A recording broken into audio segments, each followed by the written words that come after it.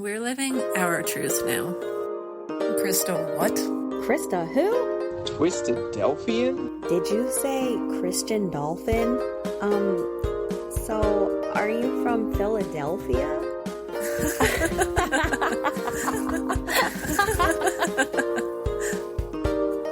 Welcome to the Life After Leaving podcast, an Ex-Christadelphian podcast.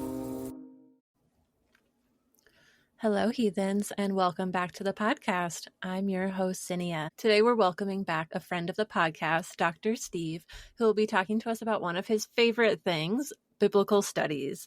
And if you're curious about Dr. Steve's experience as an ex-Christadelphian, you can listen to his interview in episode 16. And he also joined us on the podcast to share his thoughts on Christadelphian Bible prophecy in episode 21. So please join me in welcoming back Steve. Thank you for coming back on the show. Thank you. It's lovely to be back.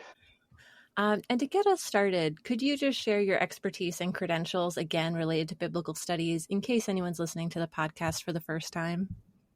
Yeah, sure. Well, I'm an academic biblical scholar. I have degrees in biblical studies, PhD in Hebrew Bible. I teach at two universities, teach Hebrew and biblical studies at those institutions. And well, I've been reading the Bible all my life as a Christadelphian and then as an ex-Christadelphian, and I've maintained my interest in the Bible as a lifetime exercise. Although my views on the Bible consistently change. Mm-hmm.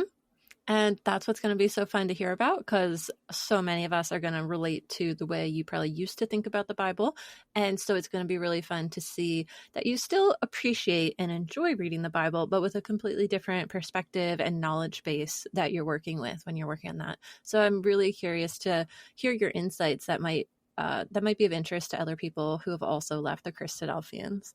So are you ready to get started? Sure, I'm ready. Okay. Could you just tell us first what biblical studies is and how it might be different than Christadelphian Bible study?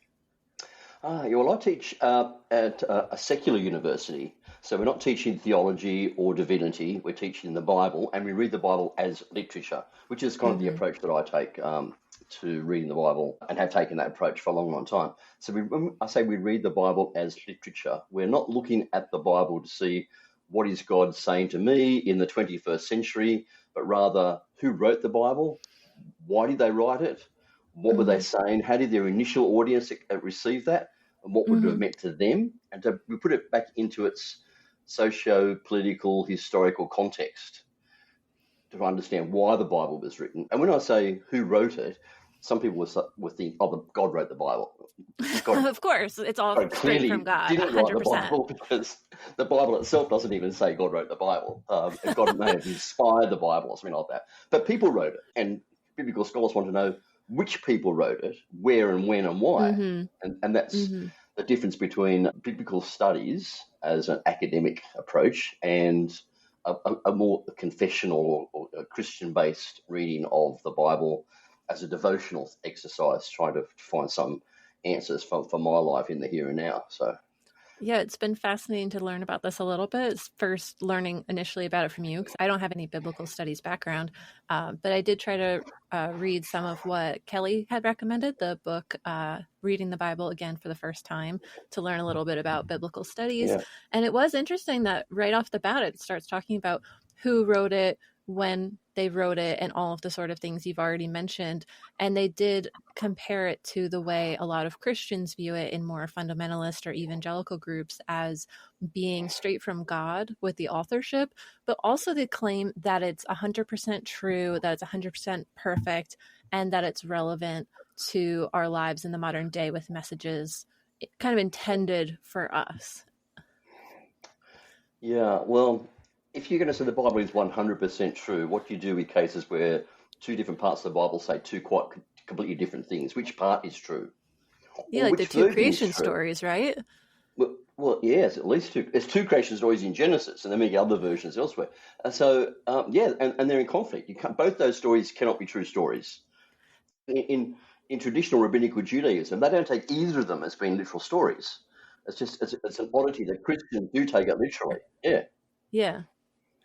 The other thing that reminds me of that I read about from the book, so of course I had no idea, I'm taking it from another biblical studies expert, was that it said that Abraham, I believe it was, someone in like Genesis had received some camels, and then apparently a professor had assigned an assignment to look into the domestication of camels. And it turns out it was much, much later than the time that would have taken place. And so they said, oh, they would have had, donkeys and asses then. They wouldn't have had camels. And so even just looking at history, as you say, putting into a historical, socio, all of the other things of looking at the society at the time and the history, it just doesn't make sense. It can't be 100% true. So it was a very refreshing perspective. And I think talking about that today is going to continue to have those little eye-opening changes with perspective. From my perspective, when you read stories like that, and if you're trying to read them as though they're true stories and to match up all the details, you may very well miss the point of the story. So somebody wrote a story when there were camels there in his day or her day, when they wrote the story. That's their context, yeah. That's their context. They were making a point in that story. But if we think it was written much earlier and we get bogged down into trying to prove the how do we justify that there could have been a camel, Yeah, and then we may actually miss the point of the story because we've put it into a different context. And so, And that's where you think about the audience, like you said. What was the lesson for the audience? Just like Grimm's fairy tales. What was the lesson to the children when you told them these horrifying stories? And some of the biblical stories are pretty horrifying too. Yeah, true. Honestly, the Bible is probably just as dark. So let's go into some of our other questions. So let's first talk about who wrote the Bible and why. You already said that you don't believe God wrote the Bible. And supposedly it's his prophets and his apostles and things like that. So why don't we start on that? The way I read the Bible, and I think this is kind of the approach of probably the majority of biblical scholars, would be that it's an ongoing process. And the Bible went through a process of editing, redaction, changes were made. So take the book of Genesis, for example. There's a very, very common, popular view, it's been around for over 100 years, called the documentary hypothesis, that the book of Genesis actually had 4 sources, and they kind of trying to work out which parts came from which source. I have heard of this. Yeah, I'm excited to hear about it. And there are some scholars that don't accept it. Probably the majority of scholars accept some version of this hypothesis. Okay. It seemed like there was good evidence when I heard it. Yeah. We know that the writers of the Bible use various sources. So elsewhere in the Bible, some of the writers will refer to the sources they used. As for the rest of the deeds of King so-and-so, are they not written in the book of the annals of the kings of whatever? That's true, yeah. As for the rest of the deeds of so-and-so, is it not written in the book of Jasher? Well, these books are lost to us. Yeah, where are those books? No one ever talks about that. Yeah. Holy crap. They were sources. They provided source material for the writers of the Bible. So, oh my goodness. So it's not surprising that when we come to Genesis that we would see evidence of different sources. And the kind of evidence for different sources would be the way you say things. I mean, stylistically, you and I have different ways of saying things. If we were to work on something together, somebody might be able to look at that and say, oh, this part was obviously written by Zinnia because that's her kind of, yeah, it's style. A lot more American. and this part's written by Steve because it's his style. And so you can see those sorts of differences when you're looking at these texts. Like a book like, not just Genesis, I'm using Genesis as an example. And so scholars over the years have been able to detect some of these different sources. But at some stage, an editor or a compiler put those sources together. And when they did that, they might have made some of their own additions and some changes. They just did the work of an editor, put sources together and made it kind of flow. At some later stage, somebody may have wanted to add some material from a third source. And when they do it, again, they make editorial changes, additions, perhaps some deletions. We don't know about deletions because if it's been deleted, it's gone. Yeah, how would you know? Yeah. But some things we can become thinking that's an addition. It looks like it's been made when these 2 previous sources have been sort of stitched together. We can see that they've made some editorial changes. We call it redaction. And there's a whole field of biblical studies called redaction criticism, where people just that's their area of expertise. They try to unravel all this and to do that. So And some scholars, that's kind of their lifetime thing. They try and work out sources for the Wow. various books of the Bible. But those of us who are not redaction critics are still aware of it, because we'll need Yeah. to deal with it at various points to see that. The one thing I remember about it is hearing that one of the texts they believe would have been written by like a priest or a priestly class, because he was the one who seemed to always have the bits about like Aaron and the Levites and things like that, from what I remember. And it was this focused on the priesthood. And Right. it was interesting because the other thing was between the different versions, they were using like different terms for God. So like some of them were El and some of them were Yahweh or something like that. Yeah. Again, I'm not the expert, Yeah. but that's kind of what I remember. Yeah, that's spot on. In fact, the four sources that are historically, traditionally attributed to the writing of Genesis, they call them JEPD. So J is the Yahwist or the Jehovahist, because he uses the name of God. Okay. E is the Elohist. P is the Yeah, I remember priestly that one. source, and D is the Deuteronomist, because it's kind of Okay. material that was from the time of Deuteronomy, when Deuteronomy was Okay. written separately. So yeah, That's a good summary of the four different versions. yeah. So while we have primarily four primary sources, some redaction critics then will see evidence that perhaps there were two priestly sources or two Deuteronomists. And there's various levels. So they're going even deeper And into that. they go really deep, and they try to identify or to unravel, at what stage. And so there may have been, say, priestly additions, but they may be made in two stages. So they try to sort of unravel that. That's pretty high level stuff. It is, and it's not my area of interest or expertise, although I obviously have to work with it as well, and I rely on the experts for a lot of their conclusions. But it seems to me, and I think it seems to most biblical scholars, that a lot of this editorial work, or this work of putting source materials together into books of their own, was done during the exile. And that could also be when some of the books were actually also written from scratch. Some scholars think that the entirety of the Hebrew Bible was written during the exile. So that's kind of that would be something. Yeah, that Wow. At one end of the spectrum, they say it's all late. It's all written during the exile. I personally would probably fall into the category of thinking that there's a lot of material that's older, but it went through a great deal of redaction, editing, during the exile. That would make sense. It makes, to me, a great deal of sense, because they've gone into exile, and we know it wasn't the whole nation that was taken into exile. It was the king, it was the court officials, the scribes. They would have taken probably not only their writing materials, but they would have taken perhaps their textbooks and so with them, whatever they had. Yeah. So it could be oral, or it could have been text. The Babylonians weren't trying to wipe out their culture completely. They were rather trying to take the best. The best people. Of that. But especially in a society that old, not everyone would have had access to knowing how to write, I would imagine, to have the materials to write on. So that, I think, also would play a part too, right? Who is able to write these? So you'll get the king and his court officials, who would be scribes, with the court records. And in exile, they may have deliberately decided they wanted to preserve their culture while they're in the diaspora, while they're in a foreign place. They want to preserve that. And so they set about rewriting old materials and putting them together in a more readable form and so on, and that's where a lot of the work of redaction and compilation would have taken place.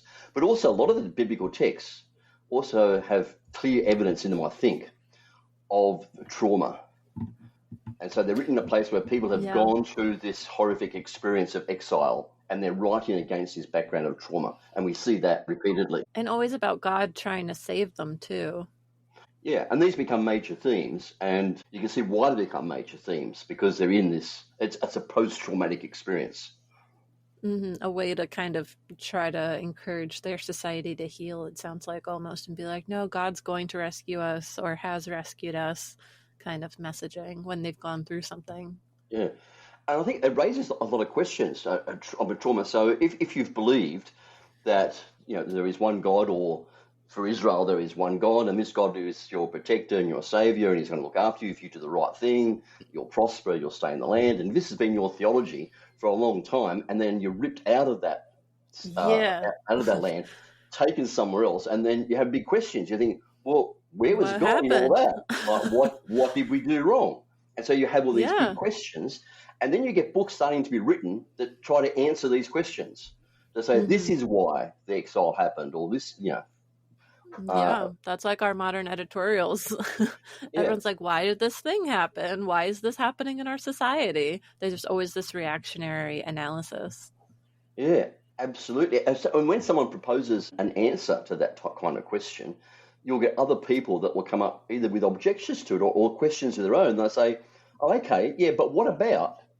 And they'll have more questions. And so my expertise is Old Testament rather than New Testament. So I read much of the Old Testament or Hebrew Bible as an ongoing conversation. It's a dialogue, people trying to answer these questions. Somebody puts forward a view on this, other people will then either raise questions or objections to that view or have an alternative view, and then it becomes an ongoing conversation. And I can see theology in terms of Judaism, and then as that runs into Christianity, as an evolving process, as people are trying to deal with these big questions of life, like where is God when you need him, or why isn't he there when you need him?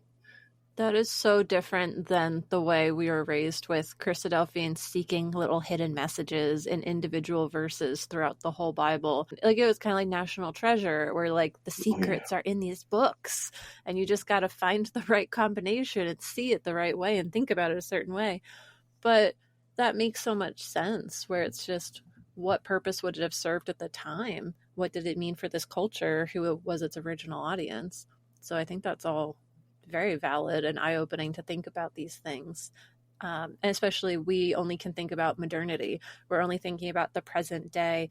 Because even the book I read, or skim read, let's be honest, it had even mentioned that it wasn't that long ago that everyone had access to the Bible to read it. It wasn't that long ago that all of the books of the Bible were able to be printed as one book and in a language that regular people could read, and have it translated in so many different languages around the world.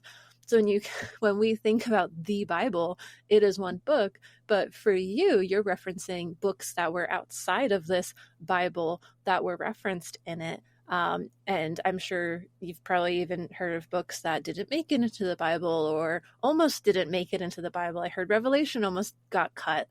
And so it's interesting to think about it, as we were raised to think about it, as one book. But I'm sure always taking that perspective of looking back at history and its development too would give you some interesting perspectives as well. Absolutely. And you referred to books that didn't make it into the Bible, and we do have a lot of those books. And there are books that there's a lot of books. We call them the pseudepigrapha. Pseudepigrapha, because immediately I was thinking of the Catholics. I thought they have like extra books of the Bible that they read or something. In fact, most Christians, for most of Christian history, have had more books in the Bible than Protestants have now. So it wasn't that the Catholics added books, it was the Protestants in the Reformation removed books. Okay, but that's what the Christadelphians told me, was they added books they weren't supposed to. No. They were being naughty little Catholics. So the Catholics, the Orthodox, the Coptics, they all have additional books in their Bible. Not the same. So the Catholic Bible is not identical to the Orthodox Bible or the Coptic Bible, not the Ethiopian Bible. Oh, my God. Goodness. There's a lot of books that they do have in common, but each of them have their own sort of nuances on different books. And it was the Reformers that decided to take some books out. They didn't like them for various purposes, and so they I would have taken Paul right out. Yes. Well, Martin Luther liked Paul, but he didn't like James. He wanted to take James out, but I can't even remember anything James said. Sorry. Yeah. So James is more interesting to me than Paul. But anyway. Yeah, I think I would side with James. Just if you ask me right now, sure. Yeah. But we have a lot of books that didn't make it into any canon, like Orthodox, Catholic, whatever. They didn't make it, and they're called pseudepigrapha. They've been preserved. We have them, well-preserved copies of them. And for anyone who's never heard of the word pseudepigrapha, can you tell us what that means? It's often called pseudepigrapha, not as in pseudo, as in false, but these books are often written in the name of somebody else. So we have the Testament of Moses, which is not written by Moses at all. We have the Testament of the 12 Patriarchs, not written by them. And they're not even claimed to be written by them. They're works, later works. It's a common practice in the ancient world to write books in the name of somebody else. Forgeries. And they wouldn't have regarded them as forgeries. It was just a common practice to do this. And so if you're writing in the style of Solomon or in that Solomonic tradition, you could call your book The Wisdom of Solomon. So it's more like imitation is the sincerest form of flattery kind of thing. Yeah, absolutely. And so you kind of Okay. you could get people who are the disciples of somebody else. So we know pretty confidently. I think we spoke about this once before that Isaiah is actually 3 books. There's 3 Isaiahs, and so there's the Mm-hmm. first Isaiah, which is chapters 1 to 39, and then you get what were probably students or disciples of Isaiah who later Oh. wrote additional sections, and then you get somebody even later than that brings together some older material and brings them together into like part 3. So we get 3 Isaiah. So we end up with 66 chapters, whereas the first part was just 39. So that probably happened where you get disciples or students. But you could also get it somebody much later, like centuries later, who might want Mm-hmm. to write something on wisdom. And again, this is the kind of thing that Solomon did. And so you Okay. would attribute that book to Solomon. That makes more sense. And I forget for the Isaiah one, what were some of the reasons that they would speculate it was 3 different ones? Was it the types of words that were used? Was it the concepts? Was it references to things in society? Like, how can you tell? Probably all of those. Well, yeah, all of those things Okay. probably. So, for I'm going to example, pretend I'm really smart and I didn't just read yeah, a book on biblical studies to give me some right. tips. So for example, Isaiah is only named in the first 39 chapters. So, and his name Oh, recurs repeadedly. After chapter okay. 40, or from chapter 40 on, there's no mention of Isaiah. So Okay, that's a that's a kind of big a good change. clue. If it was written by Isaiah, well, it wasn't written by Isaiah, it was written about Isaiah, but the writer had no problem in mentioning Isaiah. So why would you suddenly stop at the end of chapter 39 and not do that? Yeah, your style would just change. But also the historical context, which you mentioned. So in the first 39 chapters, we can see he's talking about perhaps an impending invasion by Babylonians. Or Okay. the Assyrians were the real issue for Isaiah at the time when he was writing. And the Assyrians had attacked in the north, and they're kind of looking at what's going to happen in the south. And so Assyria Okay, so you've was got a the real. little bit of a timeline. Yeah. But then when you get to second Isaiah, you find that it's likely that they are in exile because it looks their circumstances have changed. They're in Babylon, Okay. they're in exile. And so they're talking about Okay. not what could happen, but what has happened. And Mm-hmm. then when you get to third Isaiah, they're talking about returning from exile and rebuilding the temple. Huh. And we all probably thought it was one big story. We're like, well, there's a beginning, a middle, and an end. Great. And Christadelphians would probably read this as saying, first there is Isaiah talking about the time of the Assyrians, but then in the spirit of prophecy, he's talking about what's going to happen. And so he mentions Yeah. things often, and he even names Cyrus, a Persian king, by name, who's a long time after, but it's like this is in the spirit of prophecy. The most logical way of reading that was the reference to Cyrus was written by someone in the time of Cyrus. Yeah. Who would have been, while he was alive to know who he was. Yeah, and they're talking about things as though it's happened in the present or in the past, not in the future. That's important too. Yeah. Because people will sometimes take like a verse and say, oh, this is a prophecy. And then you read the chapter and you're like, no, it's not. It's talking about the past. Like, how is that a prophecy if it's talking about something that already happened? Yeah. A big question for me on prophecy, I mean, we might have raised this in our session when we talked about prophecy, was why would prophets talk about things that are going to happen hundreds or thousands of years later? What interest would that have for their audience? Yeah. What relevance was that? And why would that audience then preserve that book? I mean, to them, it's completely irrelevant. Why preserve it for 2,000 years for a generation that's going to come later? I don't know. It's like I go to the beach and I go to the fortune teller there and she tells me my fortune and then I put it in a book and I tell my great, great, great, great, great, great, and so on grandkids. They have to keep it because it's relevant for them. That's what it would be like. And then you rely on each of those generations to do that, even though it means nothing to them. They do that. But it will. Someday it'll save your life. So the way, as a biblical scholar, I would read the Bible is first, it has to have relevance for the initial audience.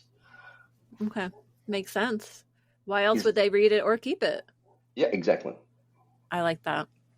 So you had mentioned something already, and I want to go back to it a little bit more, was the Bible wasn't apparently the same as it has always been. I remember as a Christadelphian, them talking about the Dead Sea Scrolls, and they said, see, if you look at these are thousands of years old. They are the exact same as the Bible. These show that it is the true, perfect word of God, and that scribes always perfectly preserved it, and even minor grammatical errors would have been fixed and all of that kind of stuff and had to be perfect. But you had mentioned that the Bible has changed over time. Not only is there different versions, but that there could have been redactions and additions and so many things. So can you talk about that a little more? Yeah, well, we're just talking about pseudepigrapha or apocryphal works, these additional books that are in the Catholic and Orthodox Bibles and so on, and have some really interesting things with the Dead Sea Scrolls. First, we have some additional texts, and this includes some of the books that might be in the Apocrypha, like the Wisdom of Ben Sirah. It's in the Apocrypha, but we also have it in Hebrew in the Dead Sea Scrolls. So we're thinking, okay, that's a very, very ancient text. Initially, one of the reasons the Protestant reformers rejected it because the book was written in Greek, it was in the Septuagint, but not in Hebrew. But in the Dead Sea Scrolls, I have it in Hebrew. So thinking, okay, it's been around Hebrew for a long time. So, and thinking, and they had it in the Dead Sea community, whoever they were, they used that. So we have some additional books. But the other thing which I find really fascinating is that the books that we do have, which are the same as what's in our Bible, can have substantial changes. There are differences between them. Yeah. Not always. In some of the texts, they line up very nicely with what we have, what we call the Masoretic text, which is the Hebrew text that is used in synagogues and that is used for translating the Bible into English. So it's the Masoretic text, which is a well-preserved text. It's been substantially unchanged for hundreds of years. So it's a good text to use. But we find sometimes in the Dead Sea Scrolls, the Hebrew manuscripts there kind of line up nicely with the Masoretic text, which shows us that tradition is very old. But there are some where there are differences, and with some works, there's more than one copy of the book at Qumran, where the Dead Sea Scrolls were found. There can be more than one copy, and those copies differ. So at the time the scrolls were put there, they had different versions of the same books. And there's some good examples of this. So the book of Jeremiah is a good example to use. Okay. The Hebrew version of Jeremiah, which we have in the Masoretic text, and which is used for most translations into English, is different from the Greek version of Jeremiah, which is in the Septuagint, which the early church tended to use the Septuagint, the Greek version, more. And it was different. In fact, and both of them have things which are not in the other. So Hebrew Jeremiah has things which are not in Greek Jeremiah, and Greek Jeremiah has things which are not in Hebrew Jeremiah. But the other really interesting thing about it is what they do have is in a different order. So the chapters are shifted around, and so the order is different. So the whole story is different, and you don't know which one is the real one at that point, right? And where the material is substantially the same, though, it's in a different order. So it doesn't matter what order it's in. But what the main point that raises for me is not so much the content of the material, but the fact that it was obviously going through an editing process, and people were shifting things around.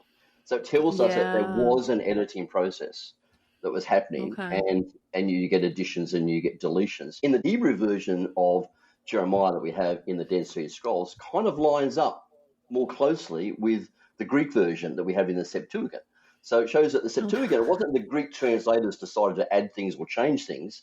They were working off a Hebrew manuscript, which was different to the other Hebrew manuscript which we inherited. So there are different versions. Oh, that's funny. Yeah, no one talked about that when they talked about how exciting it was about the Dead Sea Scrolls being discovered.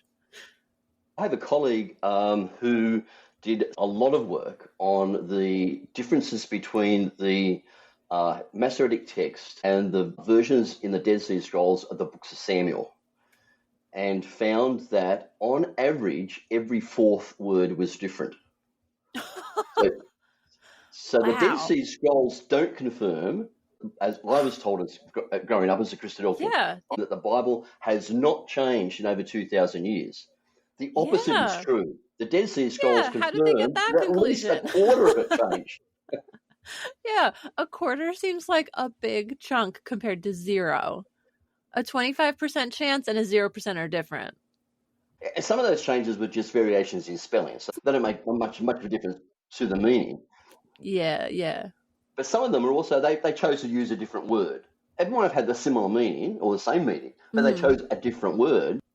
But that was not supposed to be okay. They said that didn't happen is the thing.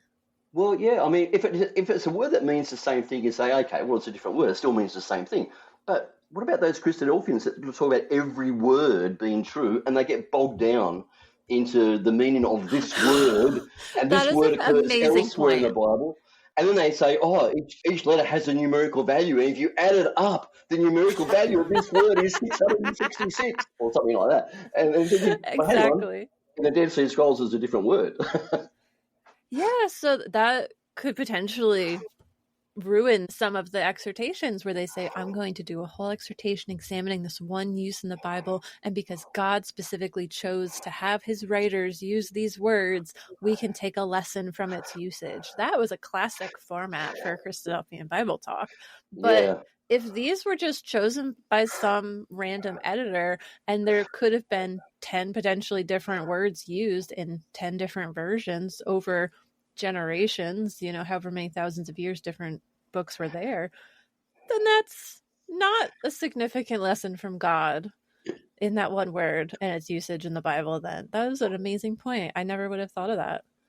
and for a student doing biblical studies to do a word study like that is almost certainly an automatic fail. I mean, it breaks rule number like 101 Hebrew biblical studies. It's just a fail. Well, you just realize when you have that perspective, it's kind of pointless Yeah, because it's not, like you said, it's not about it being the true word of God and trying to find meaning from every single word that came straight from God.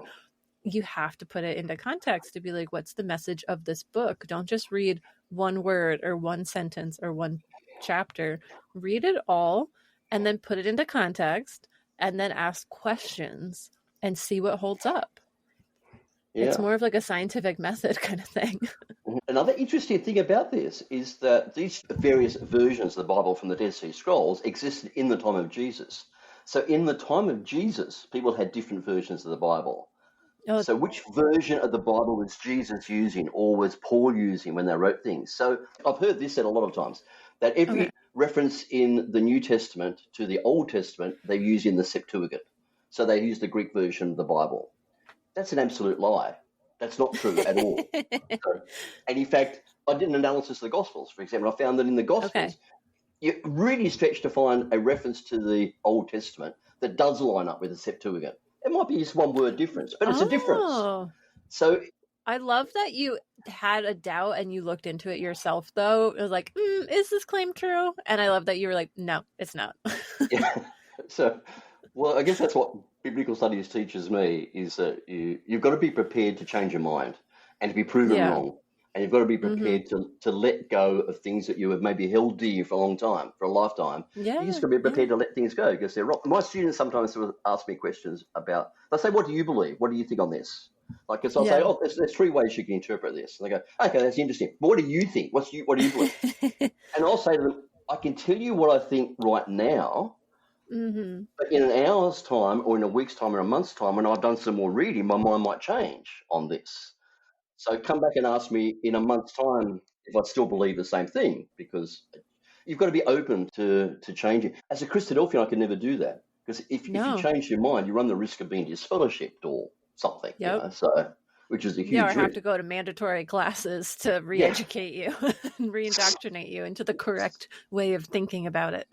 So you can never open your mind. You can never read the Bible and say, I'll let the Bible speak for itself. You cannot do that. You have to do it through the lens of the Birmingham Amended Statement of Faith or something. You have to read it through some other lens. Whereas now, for me, I have this enormous freedom where I can just let the Bible speak for itself. Yeah, and not only the Bible, all kinds of sources. You can read 20 different versions of the Bible, and you can read other people's opinions and books and all kinds of stuff. You're also not limited to just that. Yeah, which is Lucky enormously you. liberating. Exactly. Even just reading the book I mentioned on biblical studies, it felt refreshing in a way I wasn't expecting because I have not stuck with reading the Bible since I left Christadelphians. I kind of went the opposite way of you with that. So this is bringing back some memories for me. But honestly, I'd had such an aversion, I think, partially because of the Christadelphian way of teaching it and thinking about it and the rigidity and a lot of, things like that. But seeing that perspective of being like, hey, let's learn about what people in ancient Israel used to think about this. I was like, oh, okay, like I can talk about that. That's not going to make me feel ashamed of myself. That's not going to tell me I'm a bad person. That's not going to impact my life. It finally takes all the weight of that expectations kind of off of you. And that was like, oh, okay, yeah, this is a lot more comfortable to read the Bible this way without all of the dogma attached to it. Yeah. So you've mentioned that multiple versions of the Bible exist. So we read the King James Version, right? Which was the right one. But, we've also heard that there's the Torah that people in Judaism may be reading. We've just talked about the Apocrypha. Do you want to talk more about other Bibles that we would have not really known much about as Christadelphians? Yeah, well, I mentioned that Catholics and Orthodox have some additional books, and they kind of vary. But I think the Bible, which is probably the coolest, is the Ethiopian Yeah, Bible. tell me. The Ethiopian Bible has first book of Enoch, the book of Jubilees, has even bits of Josephus, has all this other really cool stuff that's in there. Well, they had this book in Ethiopic called the Book of Jubilees, which people kind of thought for a long time was kind of interesting, like where'd it come from though originally. Okay. But then they found we have a version of it from the Dead Sea Scrolls. So thinking, okay. they were using a Hebrew original for this for their translation. They didn't decide just to make up something completely in their own language. So the Dead Sea Scrolls are kind of cool for actually showing us some of this older material that actually had a Hebrew beginning, an origin, and it was placed in the same caves as Isaiah and Samuel and Psalms and all these other things. So people who ever put them in the caves obviously revered these books as being maybe not as authoritative, or I don't know if they even had an idea of what was authoritative, but it's interesting and it's worth preserving as all these other biblical texts. But the Ethiopian Bible has these things like Enoch and even bits of Josephus is kind of in their Bible, which is later. It's almost like every time the churches in the rest of the world decided to make some changes to their Bible, they forgot to send their memo to Ethiopia, and they just they just ended up with this really cool, very enlarged Bible. So, what do you like about that? Like about those stories or those books? Do you just like that there's more to study because you're just feeling nerdy, or is there other particular reasons for someone who really doesn't know about those books? I've never read those. I like them in that they give us more information. And so if we're trying to unravel something in Genesis, for example, and thinking, what on earth does this mean? We might find that there is something in 1 Enoch that actually enlarges on that story and gives us some more information. We go, that's probably what the writers of Genesis meant then. They were familiar with the full story, which is in Enoch, but we didn't get the full story. They just gave us an abridged version of it and things like that. So that'd be nice. So many Bible stories feel like they were cut off. I was like, okay, well, what happened to Deborah after she led everyone into battle? Like, did she live happily ever after? Yeah. I don't remember there being like a good ending for that. Yeah. It's like, where'd she go? Did she have kids? Like, where's her lineage? Come on. Yeah, I'm not sure if any version finishes that story, but that would be cool to know. So for me, it's just giving us more background information on things. The more information we get, the more we can understand what we have already, so. That makes sense. Yeah, it's just like I get with the podcast when I find more evidence. I'm like, oh, a new source. Oh, this is so exciting. I've got more to reference and figure out answers to this. Because again, you're piecing behind things that already happened. And you just got to keep searching and learning to kind of come up with what makes the most sense based on the evidence. And yeah, like you said, your beliefs will change based on what you find. So my next question for you, and we've kind of mentioned this a little bit, we've kind of alluded to this. There's the claim that the Bible is inspired. Even the pen of people is inspired. What are your thoughts on that as a biblical scholar? Yeah, that's a really good question. I used to hear Christadelphians say that you should not base any doctrine on one verse in the Bible. If it's an important doctrine, it's got to be tested in multiple places throughout the Bible. That would make sense, right? But yet the doctrine of inspiration, which is the very first clause in the Birmingham Amended Statement of Faith, is on inspiration. Someone did their homework. The first clause is on inspiration, which is based on one word in the Bible, right? So it's not just based on one verse; it's one word, and we get in 2 Timothy 3. Where the writer says, I won't say Paul says, because most scholars don't think Paul wrote 2 Timothy at all. Yes, Christadelphians would believe that, right? That's who they attribute it to. Would. But he says all scripture is given by inspiration of God and is profitable, etc., etc. And the word inspiration. Yeah, I remember hearing that one. Yeah, and the word inspiration gets translated different ways in different translations. It literally means God breathed all scripture which is God breathed is profitable, right? Yeah, it's all about the breath. That's a whole exhortation right there. But what does that mean? What does God breathed mean? And because it occurs in one place in the Bible, it's very hard Yeah, to you can't compare it. We have a technical term for a word that occurs in one place. We call it hapax legomenon, right? And I was going to call it an anomaly. Yeah, it's right. And it's just because there's lots of them in the Old and New Testament. There's lots of words that occur in only one place, right? So, Okay. and the problem with the word that occurs in only one place is you've got no other material to go to see what that word means. Mm-hmm. So, you know, and if how it was used. Yeah, if you come across a word in conversation or in reading and you don't know what it means, you can kind of look it up in a dictionary and we'll tell you, you know, what that word means, maybe the root that it comes from or how the word has changed its meaning over centuries or whatever. But you've got something to go to find out. But when the word is only in one place, how do you work out what it means? So that word, you can look at it and thinking, oh, it's a combination of two words, God and breathed. And so it means God breathes. But what does That's a tough one for a translator, where the translator is like, how do I put this into English? Well, imagine if you came across for the very first time the word butterfly and you had nowhere else to go to see what does butterfly mean. And you go, well, oh, man. It's made up of two words, butter and fly. So obviously it had something to do with butter flying through the air. Right? But it has nothing to do with butter at all. No, it would be tasty if it did, but no. So it's the same way. So we get two words come together, God breathed. What does that mean? Well, it doesn't necessarily mean what God plus breathed seems to mean. It's a whole new word. And wow. Yeah, it could mean anything to be. Like butterfly, it could mean anything. So we don't actually know what that word means. And the thing about this is the Bible, nowhere else, the Bible does not talk about inspiration. Yeah, it seems like if you've got, 66 books of the Bible at least, and not any of them up until that one say a word about it, that seems like you're kind of making stuff up about the Bible then.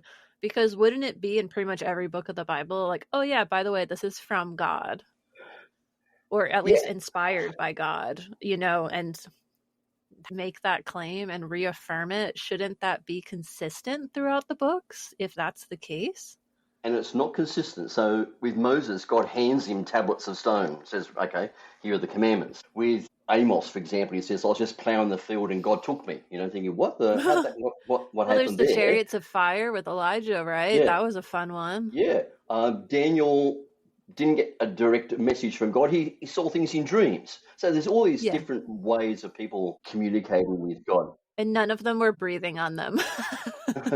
Yeah, exactly. So we don't know what the writer of 2 Timothy meant when he said God breathed. We have no idea what he meant by that to start off with. So you can't base a doctrine of inspiration on that. Oh, but in 2 Timothy, when he says Scripture is God breathed, you think, okay, what Scripture does he quote? And you look in 2 Timothy, it doesn't actually use any references from the Hebrew Bible, the Old Testament at all, but it does make a quote from the Apocryphon of Jannes and Jambres. The Apocrypha? Yeah, it's the Apocryphon of Jannes and Jambres is a pseudepigraphical text. It's not in any Bible. We do have it, ancient sources. Okay, we do have it somewhere? Yeah. So it doesn't refer to that by title, but he gives us information which is found in the Apocryphon of Jannes and Jambres. So they get, so this guy talks about... That's not even the Bible. Yeah, he talks about Scripture which is God breathed, and the only Scripture just means writing, and the only writing he refers to is not one that's in the Bible. It's not in the Bible. No, it's not in those big old King James. It's not there. That's what's inspired. Yeah. Well, another example. So funny. We have something similar in the book of James, where it says you've heard about the patience of Job. And you go, I've heard about the patience of Job. Yeah, we've heard about Job. Yeah, Job went through a lot. And then you go back to Job and you go, there's actually nothing in the book of Job about Job being patient. In fact, the only reference to patience in the book of Job is when Job says, I am becoming impatient. Right? So you think, that's how you learn patience, is what I was told. If you pray for patience, God will give you something to be impatient about. That was what I was told. So this is kind of interesting. Where did James get this idea then that Job was patient? Because the book of Job does not talk about his patience. And are there secret chapters? There is this book, like in a pseudepigraphical work called the Testament of Job, Oh. writes at length about how Job was patient. Whoa, so it is there in a different book. That seems obviously like what it's quoting or referencing. So the writer of the book of James quotes the testament of Job, but not from the biblical book of Job. And I'm sure Christadelphians have either not noticed that or not brought it up if they saw it. But I don't even think anyone would have dug in that deep to have even found that. Christadelphians, generally speaking, and I am generalizing, would not know about it because they do not go deeply into the Bible. In fact, as a Christadelphian, I used to talk about how we are Bible scholars, we're Bible students. Yeah, we read our Bibles. We actually read it, unlike those other heathens. Yeah.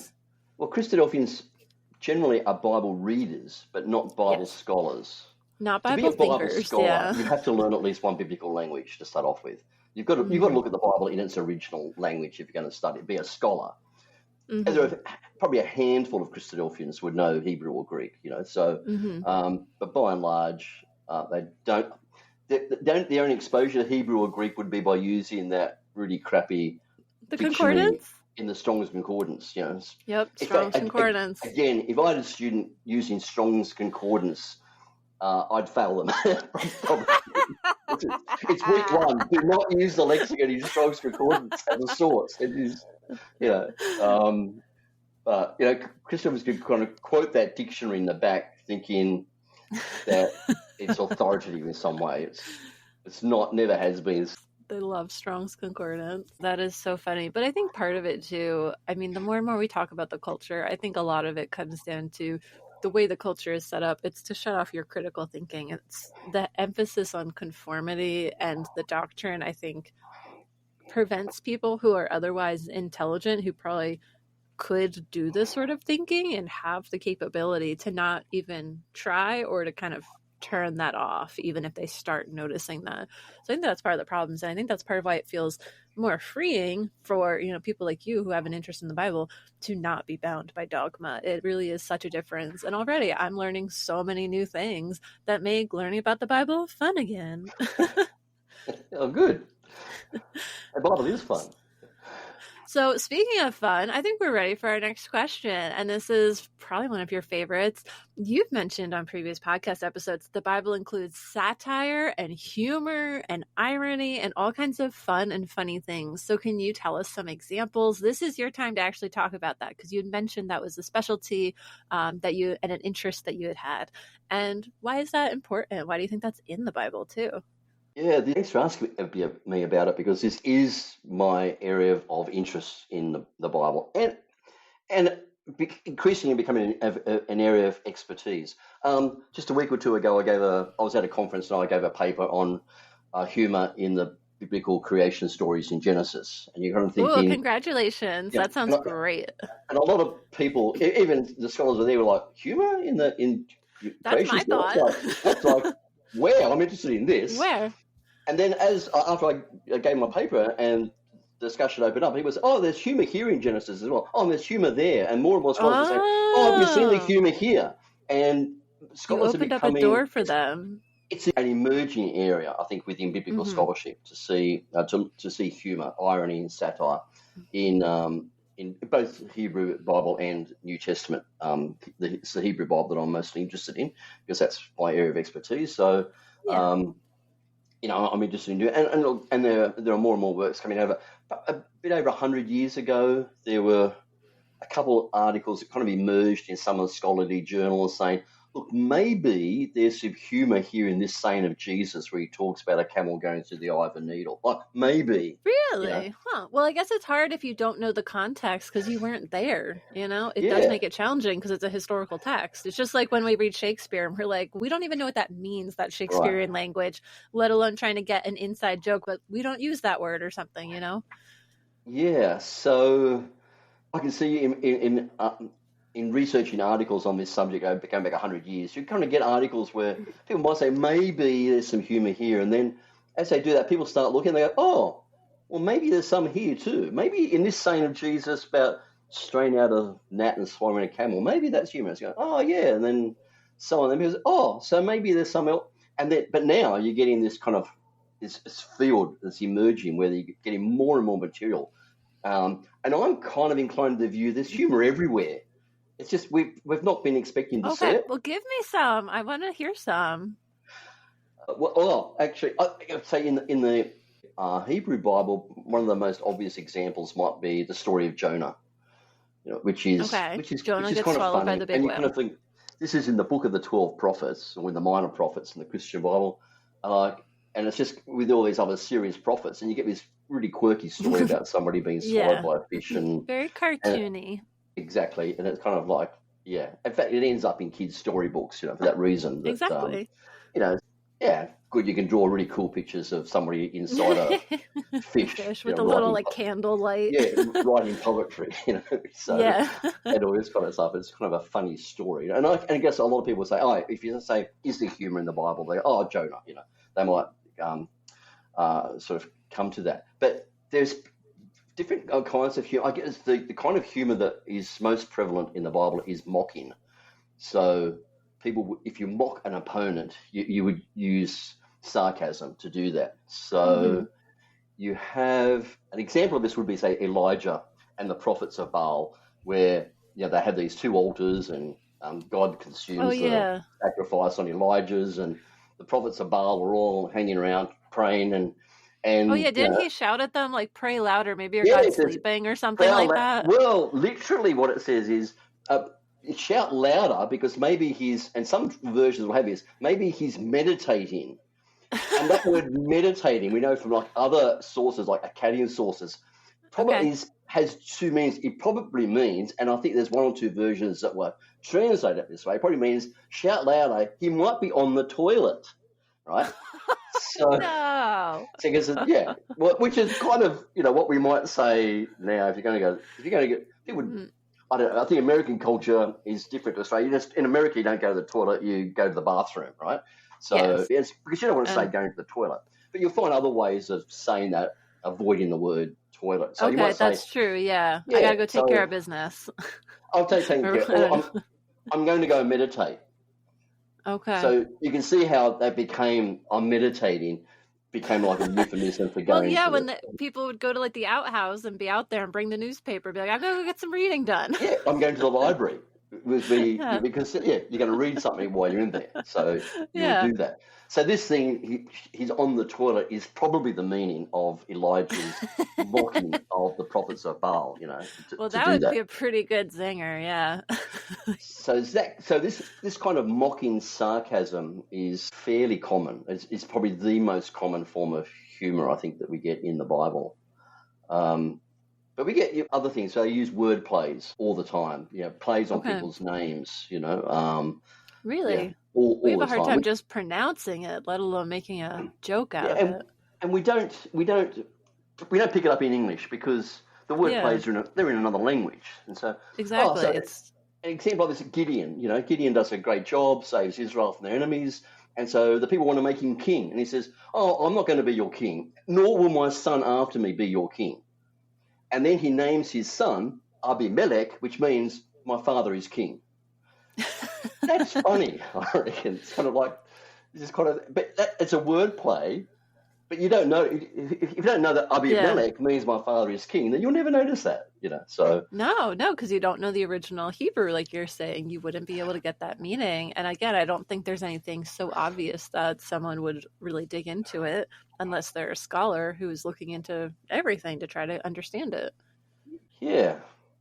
So all the humor is not hidden, though, in the Hebrew. It kind of, when you start to see the word plays and so on, you see more and more of it. But not all. So it helps to understand an original language if you want to see things like wordplay. I would imagine, For that one, I don't think I'm going to get this. So my theory on humor is that there's no one thing that identifies something as humor. You can't point to this and say, this is originally meant to be humorous because, and find one reason. I find you get a cluster of markers. So you might get in a particular text, you might get a wordplay, then you might get some exaggeration, then you might get some sort of absurdity, and then you'll get a number of these things that none of those on their own would tell us that something is humorous. But when you get all of them together, so in the story of Jonah, you get word plays in Jonah, and then you you get an exaggeration. Everything's big in Jonah. The word Hebrew word gadol means big. Everything's big. He came from the great city of Nineveh. The big city is what it literally means. Yeah. He was swallowed by a big fish. There was a big storm. Everything's big. So, I mean, just the recurrence very dramatic, of this word. yeah. And the recurrence of that word just tells us the writer is exaggerating things, you know. So, so we get wordplay, we get exaggeration, we get an absurdity. I mean, he lived for 3 days inside a fish. That's just absurd. You know, and some of the old commentaries, like from 100 years ago, would go to great length to say, "Oh, look, there was this fisherman that got swallowed by a whale, and he was, found on the seashore, a week later, and he survived inside the fish for a while, and he died 2 days later." But but they would go to great lengths to prove this could literally happen. I'm thinking, you don't need to prove this literally happened. This is a funny story. They even did that in the 1800s. I can think of an example. But in one of the references that I made with John Thomas in the same resource, there was a doctor who wrote in and said, "I have a woman patient, and she said that she spit out a snake. It was living in her stomach. Is this something that could happen?" And so in the next edition, or whichever it was, shortly thereafter, another doctor says, "Yes, in fact, I had a patient who had a snake living in their stomach as well. So this is observed, and it must be a fact. She must have swallowed it with her water. It must have slipped into her water, and it was living in there for months. She remembered it was in May she drank that water." It's so funny because they're like, that must be fact. And so they're all like trying to justify it and be like, this must be true. And again, that was like 1850s, maybe like 1860s, somewhere in there. And so it wasn't even that long ago. Like that's 200 years compared to talking about thousands of years with the Bible. But that was what people were doing, is they didn't quite know, science wasn't established as we know it today. And they're like, yeah, that could happen. That could be true. Here's a story I know about someone. But while you're trying to prove that it's possible for someone to live inside a fish for 3 days, you miss the point of the story of Jonah. Because they get bogged down in that detail. And that's exactly what Christadelphians do, let me tell you. That's the whole point, is to get bogged down in the details so much that you miss the point of the Bible. Exactly. So I think let the story speak for itself. And this is a funny story. Accept it. It's a funny story. So what's the point? What's the writer trying to say by telling this funny story? What's their point? And just let them make their point rather than getting bogged down onto whether you can or cannot survive inside a fish for 3 days. So, I mean, Jonah is certainly memorable, because I remember what happens in Jonah. James, I can't remember what happens in it. So it also is practical for that reason. People remember the big fish story. Yeah. And another example, I just recently taught at university I'm teaching wisdom literature currently this semester, and one of the texts is the Song of Songs, which is attributed to Solomon. So and it's really weird stuff in the Song of Songs. Your neck is like the Tower of David, on which the warriors didn't he have like 800 wives? So like, which one is that about? Well, yeah, exactly. Good question. It sounds like he's deeply in love with this woman, but he had 300 wives. And right. So, like, which one? So, and then you get all these weird stuff, and then she says, "Oh yes, your legs are like, whatever, I can't trees remember. Or something." Really weird stuff. And so, if you Google something like pick-up lines from the book of Song of Songs, you'll see people make fun of this all the time, saying, "This is how you want to pick up a girl. Just say to her, your hair is like a flock of goats descending from Mount Gilead, like a flock of doves or something, probably." Or something like that. Yeah, so it's kind of make fun of it. I want to Google it real quick. I think they've kind of. Oh yeah, I'm sure you'll find something if you Google. I want to find a good one. Yeah, so people kind of can make fun of that. But I think in making fun of that, they're actually picking up on the fact that this is funny. And maybe the writer was this is not saying these are the kinds of compliments that people used to make to each other, but it's ridiculous. Oh, you found one? I've got some for you. I've got Solomon's top 10 pickup lines. Oh, right, there you go. It's not even BuzzFeed. You would think it was. All right, here's our first one. "I liken you, my darling, to a mare harnessed to one of the chariots of Pharaoh." Oh, right, yes. "Your eyes behind your veil are like doves." I knew there would be doves. Yeah. That one. Oh, yeah, there's doves all the way through. "Compared to other women, my beloved is like a lily among thorns." That's right. Yeah. Well, yeah, That's not yeah, bad. yeah, Okay. yeah. Oh, here's the one you were thinking of. This is the one you wanted. Which one? Your hair falls in waves like flocks of goats, Goats. frisking across the slopes of Gilead. Yeah, right. Exactly. Oh, there's a few more good ones. Could I share you more? Oh, yeah. Oh, please. Okay, for our listeners, I think some of you are going to like these. Your teeth are like a flock of sheep just shorn, coming up from washing. Each has its twin. Not one of them is alone. A full set of teeth is attractive. The scent of your clothing is like that of the mountains and cedars of Lebanon. Okay, that's a compliment. I would accept that as a compliment. Your lips drop sweetness as the honeycomb. Again, that's not bad. That's nice. No one's going to say that about me, but I like it. Here's an intimate one. Your breasts are like the twin fawns of a gazelle feeding among the lilies. Yeah, yeah. Like, what does that mean? Oh, you are tall and slim like a palm tree. I will climb up into the palm tree and take hold of its branches. Yeah. And look, some of this is really, I think, in an ancient context, is really erotic.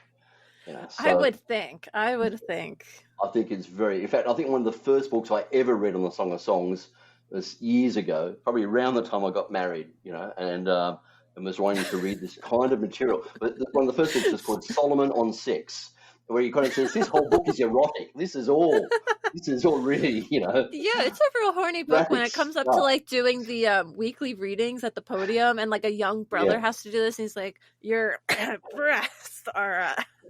We're just like sitting in the audience with like your mom and your grandma in the audience listening to this. Like, oh, yeah. In fact, in some liturgical traditions, in some denominations, they don't read the Song of Songs on a Sunday. I get it. Yeah, it's a dirty book. You don't want the kids asking questions over Sunday lunch. What does this mean? Yeah. So some of it we kind of we make fun of because we don't understand probably what they meant. So that's one way to make fun of. But the other reason is I think it's meant to be funny as well. Some of it. I think Song of Songs is satirical. They're actually having a jab at Solomon because the first one you quoted. Well, he did have a lot of women. Yeah. And what was the first one you quoted? Something like the chariots of Pharaoh. Yes. I liken you, my darling, to a mare harnessed to one of the chariots of Pharaoh. Yeah, which is chapter 1, verse 9. Yeah. So what does that mean? So the book of Deuteronomy tells us a king was not to do a number of things. A king was not to become wealthy, get horses from Egypt, and have many wives. And so the Song of Songs describes this man as being very wealthy, having horses, and we know from the book of Kings, he was very wealthy, had lots of wives and lots of horses from Egypt. So Kings, makes the point of pointing out that Solomon was not the ideal king. He was the exact opposite of Deuteronomy says a king should do. Mm-hmm. So, baby. So Kings has a bit of material in there which I think undermines the authority of Solomon. Interestingly, Chronicles saw the problem with that. The priests who wrote Chronicles saw the problem with that. They derived their authority from Solomon, so they actually excised all that material. None of that material is in Chronicles' version of the history of Israel. They leave all this stuff out about David. That's convenient. It's all about who writes the history, right? The story of David and Bathsheba and David murdering Uriah, that gets left out of Chronicles.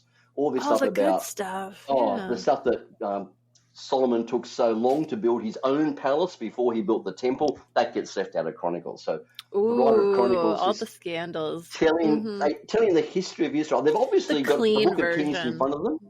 Mm-hmm. They quote at length from the book of Kings. So they've got the book in front of them, but they don't like everything that's in Kings, so they're rewriting it, so they leave stuff out. So they do that. But there were people, whoever wrote Kings obviously had a problem with Solomon and David, probably. They did, and I think whoever wrote Song of Songs and some other books as well are also have a problem with probably with the priests who are claiming to derive their authority from Solomon appointing Zadok as the high priest and whatever. And so the that's some political drama. It's political. Yeah. And the people who have a problem with them kind of want to undermine Solomon and this. Of course, yeah, authority. It's all. Yeah, whose allegiance is to who? So they satirize him. So in this one here that you mentioned about Pharaoh's chariots and the mares from Pharaoh's chariots, is the Kings tells us that one of his wives was the daughter of Pharaoh, Yeah. which for Egyptian history we know probably could never have happened because they did not give their daughters to kings of other nations to marry. That did not happen.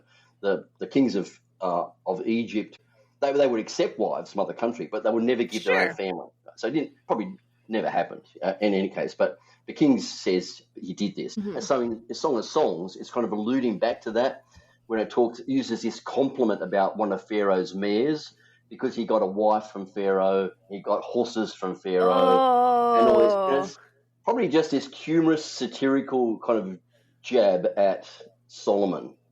Yeah, I was wondering if it was trying to reference like them fleeing from Egypt and like, oh, Pharaoh's chariots and horses didn't make it kind of thing. Yeah. That's what I was wondering. Yeah. That's a good point. Do you want to talk about satire a little more? Because we talked more about wordplay and seeing the humor. I can talk about satire if you want. Just give an example of, so if people don't know what satire is. Yeah, well, satire is, sometimes there are things you cannot say because there's perhaps political pressure. So if you live in a country where there's a dictator in power, for example, you may not be able to talk about that person. So you will tell a story about somebody else that some of your audience will go, I know who you're talking about. Yeah. And just give an example of kind of something that's satirical, just my personal experience. Years ago, when I was a young man, I remember I had a good friend. We worked together, and quite often in our lunch breaks and all this kind of stuff, we talk about Christadelphian stuff because we're both Christadelphians. So was it a Christadelphian brother that you were talking to? Yeah. So it was a friend and a fellow Christadelphian and a work colleague as well. So I remember on one particular day he was talking about. He was just annoyed about the prayers on the previous Sunday. Just just using all these cliches. Go, like what? And we start, and then we were going on. We were making this kind of a mental list of all the cliches that Christadelphians use. I wish you had a real list. That would have been funny to compile and look back on now. I wish now I could remember them because it was kind of hilarious. Yeah. We came up with this list of all these cliches. Anyway, the next weekend they were having a fraternal at his ecclesia, and he invited me to go along to it. So I go along to the fraternal on Saturday, and they're having dinner as part of the day. My guess is that he gives a prayer and puts in as many as he can. Could you say grace? And he goes, yeah, sure. So he gives his prayer. So and in his prayer, his memory was remarkable. He must have included every cliche that I can remember that we had talked about during that week. Yeah. And I thought this is absolutely hilarious. I'm doing my very best not to laugh in the middle of his prayer. So I kind of got the joke.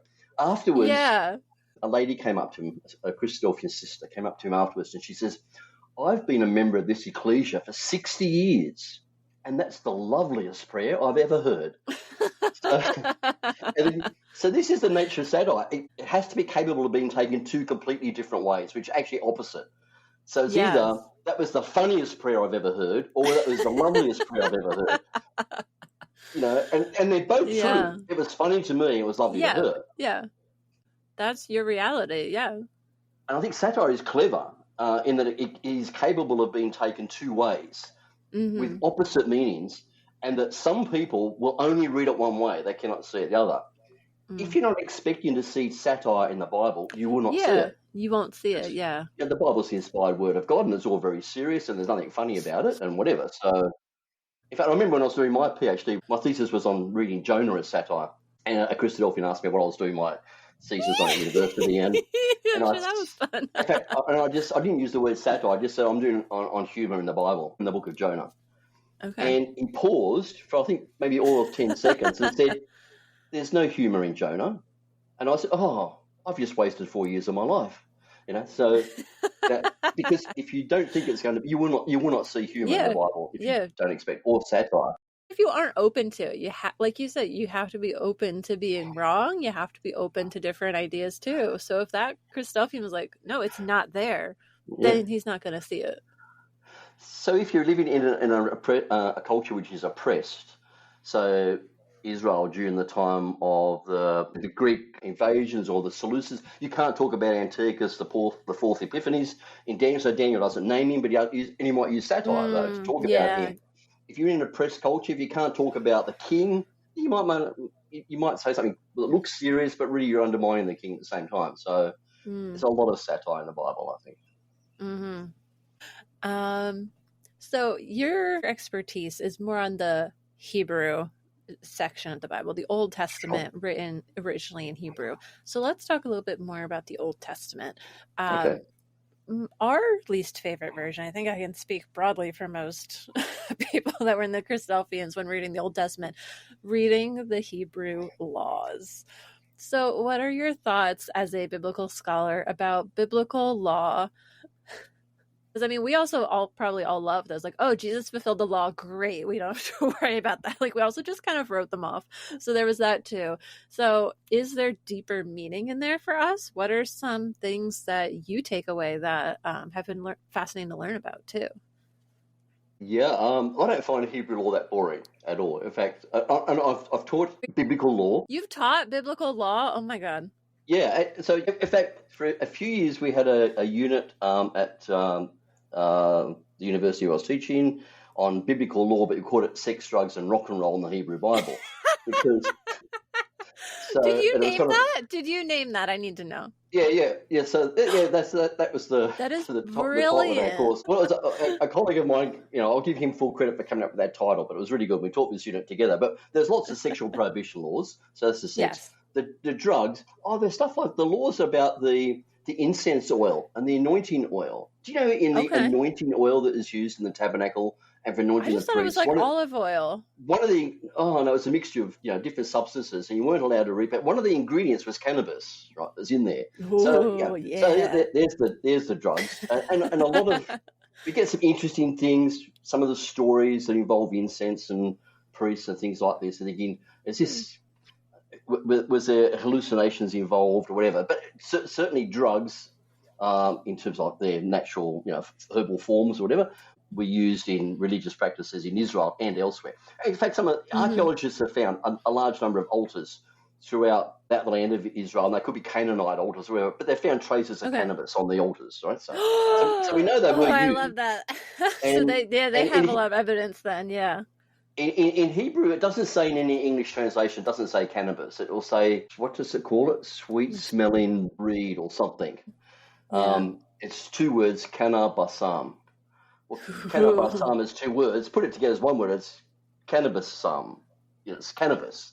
But why is some cannabis not in the King James Version? The word cannabis itself is a very, very old word. We know it goes back to biblical times. And it's there. It's in the Bible. Anyway, so that was the drugs part. And the rock and roll. We looked at the stoning laws, capital punishment laws. So that's how rock and roll. Damn. There's a lot of that. They just stone everybody. And I guess in doing things like drugs and stuff in there as part of that course also made it fun, because no one expected to see drugs in the Bible. I didn't think there was cannabis in there. That was not in my first principles classes. I didn't know what was in the anointing oil. Cannabis. Because most Bibles are produced by religious organisations, publishers anyhow, so you're not going to get the word cannabis. But it's cannabisam is the Hebrew word. But if I look in Strongs Concordance, can I find that in there somewhere in the notes? I wouldn't look at Strongs. I don't even have a Strongs Concordance. Fail. Exactly. You'll find these two Hebrew words which are together, and if you just take out the space between, you have the word cannabis with a suffix on the end. But it's there, definitely there. It's just a read. But looking at the sexual prohibition laws, it's just, for me, that was a really good example of how translators change things to suit themselves. And this is why, it's really important, I think, if you want to read the Bible seriously, it's important to have a bit of a handle on the languages that it was written in, because then you can see how translators do change things. That's valid. We have laws. People talk about the Leviticus laws that condemn homosexuality, for example. Mm-hmm. There is the word homosexuality does not occur in the Bible at all. Mm-hmm. In any translation before 19. Yeah, it was like 1940s or something. Yeah, it was the 1900s. Okay, wow, 1970s is late. The 60s or 70s was the first time. It was, I think, the Revised Standard Version was the first version to use that word. It just wasn't there.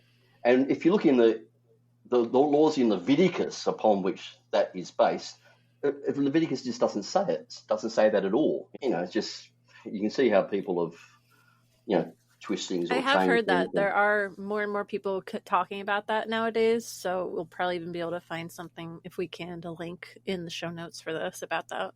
Yeah, and lots of good scholarly stuff has been written on this as well on these Yeah, if you have laws. anything to share, let me know, because I'm sure there's going to be some people who'd be interested in that, because for a lot of people that may have been the only way they've ever heard that presented is, well, there's one verse in Leviticus and that means you can't be gay. Yeah. And then hearing that there's another perspective that that's not what that means, I think would be eye-opening for some people who haven't heard that before. Yeah, so you get two verses in Leviticus, one in chapter 18, one in chapter 9, one in chapter 20, that talk about what appears to talk about sex between two men, and it prohibits that. And neither verse says exactly that. In fact, in the first, like in Leviticus 18, it's in the context of relatives that you cannot have sex with. And so it says, a man, you can't have sex with your mother, or someone, it lists the people you can't have sex with. And kind of at the end of that list, it sort of says, has this really weird thing in there about men having sex, and that's kind of prohibited. It's really weird because in Hebrew, it's the grammar, it's really, really awkward. It's guys look at that and thinking, what the heck is he saying? So literally, it says in Leviticus 18, it says, a man shall not with a man the lines of a woman. I'm just trying to translate this in my head. Translate Hebrew in your head mentally. It's really awkward. It's got so it's got, a man will not lie the lines of a woman is kind of what it means. A man, you shall not with a man the lines or the beddings. You shall not bed the beddings of a woman, or shall not lie the lines of a woman. So people say, you shall not lie with a man as you would with a woman, is how that gets translated. So they're adding in words to make it a sentence that has structural integrity. They're trying to make sense of this. This is really awkward Hebrew. I think, where else do I find this kind of this kind of grammar in Hebrew? You don't find it. It's really awkward. Like, is there something missing, or was that like squished in there? Like, what is happening here? This comes at the end of a long list about sexual prohibition. So we know there's easy ways to say that. And in fact, in that context, the most common thing was to say, you should not uncover the nakedness of your mother, or you should not uncover the nakedness of your aunt, right? Okay. And then it doesn't say a man should not uncover the nakedness of another man. You're thinking, hang on. Yeah, that seems like a red flag there. That's not the same. Where'd the pattern go? Yeah, and there's in Hebrew, you can actually say you cannot have sex with this person. You can say that too. But the Hebrew words are there. Like English, it has these euphemisms. You should uncover the nakedness of this person, or you should not go to bed with this person. So Hebrew has these euphemisms. There's the same obvious as ways of saying that if that's what God, or the writer here, with a less, theological view would be trying to say. Yeah, but you would not say, you would not bed the beddings of a woman, or you not lie the lines of that is just so weird. So for me, that is a red flag, as you say. And for some scholars, you'd say that looks like it has been amended, changed, altered at some stage. That maybe it sounds like someone was trying to squish it in there. Well, but that's the other thing, because it kind of comes at the end of a list and kind of like, this is an addition. Someone's added this there for some reason. So it's an addition. And then they haven't used the same terminology that's in the context. So this, again, indicates that it's not the same writer, potentially. Yeah. But if we say, okay, look, it's there, though, I'm not going to try and take it out. It's there. The scholars say, what does it mean? And probably one of the best explanations. Who knows? When I say one of the best explanations, one of the most convincing explanations for me that I've read of that is there are a couple of scholars who argue that what this is probably saying is that a man should not have sex with a man who belongs to a woman. In other words, a married man. Okay, so don't cheat with a man, So so don't cheat with a man. So not saying you don't have sex with a man, it's just saying you don't have sex with a married man. Someone else's man. Someone else's man. Right, exactly. That makes perfect sense to me, right? That he would say that. In this context, because he's saying you can't have sex with your aunt because she belongs to your uncle. You can't have sex with, all these other. Yeah, the context would make more sense. So the whole context is about you don't have sex with people who in some part of this patriarchal hierarchy, they fit somewhere else. Well, a man who's married, he belongs to someone else, so you don't do that. Yeah. But then in the same thing it says, and this is where I really get annoyed with translators that change things. So it says you should not have sex with or uncover the nakedness of your father or your mother, right? Okay. Um, So presumably you can't swing either way if it's a right. parent. So you think, but hang on, but you can't have sex with your father anyhow because you can't have sex with other men. So the translators change that. They say you cannot have sex with your father, which is having sex with your mother. So in other words, it says, oh, we know not having sex with your father. So they change that. So they say, which is uncovering the nakedness of, so they say uncovering the nakedness of your mother. Having sex with your mother is, like having sex with your father. Translators had a lot of sway, huh? That's not They're changing the meaning. So in this list, and they've changed it twice. So in this list, they've said it says the list literally says you cannot have sex with your father or your uncle, right? Okay. But they've changed it to say, oh, having sex with your father, what that means is having sex with your mother, and your uncle, that means having sex with your aunt. So they're erasing bisexuality? Is that so they're erasing having sex with two men, your father and your uncle. But why would you need to have that prohibition there if there's already a prohibition against sex with other men? Unless it was happening. Exactly. So men can have sex except not your father or your uncle. Because it's too close. That's too the close. Other guys are okay. Fair game. It disrupts the hierarchy as to who's in control. So the head of the family is the father, and then you get the son. Oh, but hang on, what about the father's brother? Well, actually, the father's brother is, in that hierarchy is higher than younger sons. So you don't disrupt that hierarchy by going into a relationship with somebody on a different level of the hierarchy. So you don't have sex with, you don't have that relationship with your father or your uncle, right? But it doesn't say you can't have sex with other men at all. So I have another question. Does it say in Leviticus that a woman shall not lie with another woman as with a man? No, it doesn't. Lesbians, you're all set. Simple answer. Yeah. Also, with the 10 Commandments, does it say thou shalt not covet your neighbor's husband? No. My ladies. Yeah. And the other reference that's used in Leviticus about same sex between men as being prohibited is Leviticus 20, where it says a male shall not lie with a man. That's an abomination. But it doesn't say a man shall not lie with a man or a male shall not lie with a male. It says a male shall not lie with a man. You think, oh, that's odd. Why does it use both forms, male and man? Yeah. Whether traditionally in rabbinical interpretation of law, and they've been interpreting law for a long time, in rabbinical they say it uses different words, male and man, because the law there is saying that an older man shall not take advantage of a younger man, like use their position like in an abusive way. Oh, like a boy, exactly. So it's against pederasty. It's like saying, don't be a pedo. Yeah, exactly. Which is not a prohibition on homosexuality at all. So yeah, it's a problem that people don't speak up enough against in religious environments, actually. That would be a better verse to tell the priests about and religious leaders who have had some problems with that in different churches around the world. Yeah, absolutely. All right, so that was a lot more fun and laughs than I was expecting to talk about biblical law. So thank you so much, Steve. I really appreciate it. So there is some stuff I wanted to talk about because some ex-Christadelphians, like myself, have been drawn towards feminism as we deconstruct from our experiences as Christadelphians. So I wanted to know if I could ask you a little bit about your thoughts as a biblical scholar about women and the Bible. Okay. There are a lot of good female biblical scholars these days, which is really nice to see. And love to hear it. The conference that I was just at a week or two ago, half the papers were probably given by female biblical scholars, which is great. Which is really nice to see. I'm coming from a Christadelphian background, where only men understood the Bible.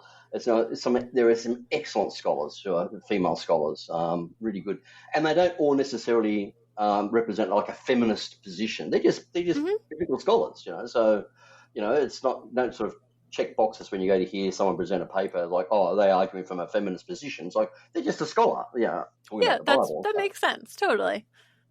And they bring a female perspective, which we might call a feminist perspective. And I like to hear whole lots of different perspectives, but it's really great, I think, to see this emergence in biblical scholarship of different new perspectives, like female perspectives. Yeah, I can only imagine what it would be like in the Christadelphians if they let all women, speak, because then I think you get a lot more different perspectives, even in that community, even where it is more narrow. You would still, I think, change it quite a bit, and it would be interesting to hear what they would speak about more so. Yeah. And even in scholarship too, you're getting, queer perspectives are also really interesting to hear, having just talked about, homosexuality in the Bible. Yeah, And there's a queer commentary in the Bible, and it's another perspective. And because if you only have straight people reading and talking about it, you're not always going to get all of the perspectives on it and all of the different viewpoints. Yeah. Oh, for example, I heard a paper being delivered by somebody who wrote the chapter in the queer commentary in the Bible on Ephesians, and you kind of thought, what? Well, Ephesians says what's nothing in Ephesians? What's in Ephesians? Yeah, and his approach was there doesn't have to be anything about sex or sexuality in a book for a queer person to have a perspective on it, though. So true. Okay. I thought that's just right. Yeah, we all have our own perspective, and this person was coming from a queer perspective and sort of had that. But when he was talking about this part in Ephesians where the writer describes the Roman soldier, and he says, put on the helmet of salvation and the breastplate of righteousness and having your loins girded with peace or whatever it is. I've kind of forgotten what it was. It's okay. I know you're not a New Testament guy. It's okay. This particular reader was reading that, and he goes, from a queer perspective, that is so camp. And everybody just started laughing. And I thought, from the point of view of someone who's interested in humour, I thought, I have a new perspective here on this. This could actually be funny, Yeah, and that moment was funny, yeah. And so it was with that in hindsight, after hearing that talk, then I started to look at Song of Songs and thinking, this is camp as well. This is funny as well. There is humour here as well. So for me, it's just really refreshing to hear different perspectives to my own, because it might just open up something new for me to explore. It opens up, more creativity. Yeah.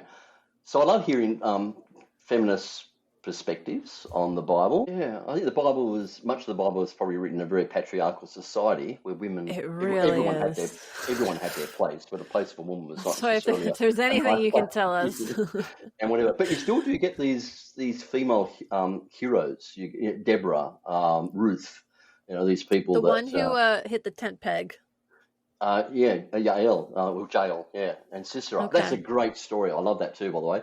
And it gets it's a good one. And then in the Apocrypha, so Christadelphians are not familiar with this, is the story of Judith. And Judith. Who's Judith? What does she do? So she's in the Apocrypha, the book of Judith is in the Apocrypha. Great book. Again, there's some humor. There's some satire. She is a book? Yeah. No wonder they didn't put it in. Patriarchy hates that. It's based on this story of Jael and Sisera, where she drives the tent peg through. In this case, in the story of Judith, there is this general in Nebuchadnezzar's army. His name is Holofernes, and he decides he's going to seduce Judith, who is, for some reason, she's in there, comes into the Assyrian camp. And anyway, so all right, girl, get it. Long story as to how she gets there, but he decides he's going to seduce her. But this guy has to get. He has to get roaring drunk. And in fact, it says he drank more in that night than any other time. So you're thinking... They get drunk in the Bible a lot. So this guy's boasting that he's going to seduce this woman, but he's got to get roaring drunk to do it. So it kind of questions his manhood if he has to get that drunk in order to seduce this woman. And that's a fair point. He was maybe just all talk. I think absolutely. And this is, I think, part of this story of the taking down of Holofernes. So he comes into a tent because he's roaring drunk. It's easy for her to do what she intends to do, which is to take his head off with the sword. And it's the Jael and Sisera kind of story redone where she takes him off. Oh, so you get some great Caravaggio's picture of Judith beheading Holofernes. Great. You've got to Google that. You've got to find that. Okay, like painting? Yeah. Artemisia Gentileschi. She was a painter and she was a student of her father's. She was influenced by Caravaggio. So Artemisia Gentileschi's picture of... Oh, yeah. Okay, I found the image. Which one? Yeah, you found Gentileschi or Caravaggio? Of him looking like... yeah, exactly. Well, she's got the sword like halfway in. So I'll tell you the story of Gentileschi. So she was raped by another artist when she was quite young. And so And a part of her way of dealing with that trauma was she does some very graphic paintings of men being beheaded, like Holofernes, Jael and Sister. So she does some quite graphic. It was graphic. She was ready to painting. get her vengeance Yeah. through these And paintings. it's like her way, I think, of dealing with her own trauma as well. I could see that being a little cathartic for her. Yeah. Of doing that. So this story of Judas in the Bible, and in fact, actually, if I can just go off on a tangent, or going back to something we said before, the Bible is written against the background of trauma. A lot of the biblical writers are dealing with their trauma, the trauma of exile. Yeah, you said like PTSD, the exile. So they're in exile, and that's traumatic. You've been uprooted from your country. You've been forcibly taken somewhere your else. Culture, your lost home. your culture, all your roots. You've lost that. That's traumatic, and that trauma comes out very much in Ezekiel. Ezekiel is a severely traumatized person. There's some awful stuff in the book of Ezekiel, and you can see he's dealing with trauma to do that. So that's a trauma perspective. So people who read and love the Bible should really think about the trauma that it causes people to be taken from their land and have their homes destroyed. Yeah. Huh? Okay. Yeah. Huh. Yeah. In fact, I heard at this same conference a couple of weeks ago, I heard two female scholars talking about bringing together trauma studies and humor studies, and how the Bible uses humor to deal with trauma. So a lot of people do. So there's even a book was written about jokes people told in Auschwitz. So that you have to use humor to deal with severe. I never heard of that. Yeah. Wow. Because you're kind of thinking, that's so horrific. Yeah. How could you tell jokes? You're thinking, it's so horrific. You have to tell some jokes. Yeah, you have to have some light. But even I have a friend who survived cancer, and he's like, "Oh yeah, you grew on me like a tumor." And I'm like, he always wants to make a joke about being a cancer survivor. Yeah, and we get this in the Bible where humor is used as a way of dealing with trauma. But so Ezekiel's not an example of that. I don't think he uses humor, but you can see Ezekiel is severely traumatized, and so Ezekiel's images when he uses some metaphors of God and Israel, and in a male-female relationship. It's absolutely horrific. It's horrifying. The kind of the way in which Ezekiel describes this. Like Ezekiel 16 describes God as finding this young woman beside the road, and she'd been beaten, and God sort of takes her in and adopts her and nurtures her and heals, does all this kind of stuff. Okay. Which I think is maybe referring back to perhaps the Exodus or something like that. Israel had been beaten and traumatized as slaves, and so God takes them in as his own people, has this covenant relationship with them. So it's kind of like a husband and wife. It's like maybe. Sure. But in this case, he adopts this child and nurtures her, and then this child starts to grow, and she gets lovely breasts and so on. And then God decides, because it's sexually appealing, and so he seduces and rapes this child. And that's a great lesson for his people. What the heck? This is awful. What is this chapter doing in the Bible? But this is Ezekiel being traumatized in exile, and he's saying, "God, this is awful. What you've done to us." I had this image of you as being loving and nurturing and kind, and now you've raped us. So wow. Ezekiel's coming. He's trying to deal with this trauma, at all. So, but if you're trying to, somehow finding that some hidden meaning about prophecy and how it relates to the 21st century, like Christadelphians do, it'll make absolutely no sense to you at all. That kind of thing. Yeah. But so people deal with trauma in different kinds of ways. But and so that links back into Gentileschi's art of Judith and Holofernes and that's something. And women. So we went around a bit of a loop there, but yeah. One thing that I didn't really ever think much about when I was a Christadelphian is that despite Jesus being a huge character in the Bible, he never actually wrote a book of the Bible. And then later I learned that many of these things are recorded secondhand, and then scholars say that they were actually written and recorded much later, maybe even a generation later. So I find it really interesting to think about that when so much of the emphasis of the Bible, especially as taught by Christadelphians, is that he's essential to their salvation. You need to follow him. You need to listen to him to learn about, the second coming and being ready. So I know you're not a New Testament scholar, but do you want to talk a little bit today about Jesus from a biblical scholar perspective? Yeah, I'm not a New Testament scholar. I am interested in Jesus. My current main interest in Jesus is trying to understand Jesus as a Jew, and Okay. yeah, Yeah. and There were no Jesus, Christians then. and maybe as a rabbi, he was not a formal rabbi and having gone through But they the called him teacher, which is training. like Taught rabbi, him, right? yeah, and they called him Rabboni, which is similar.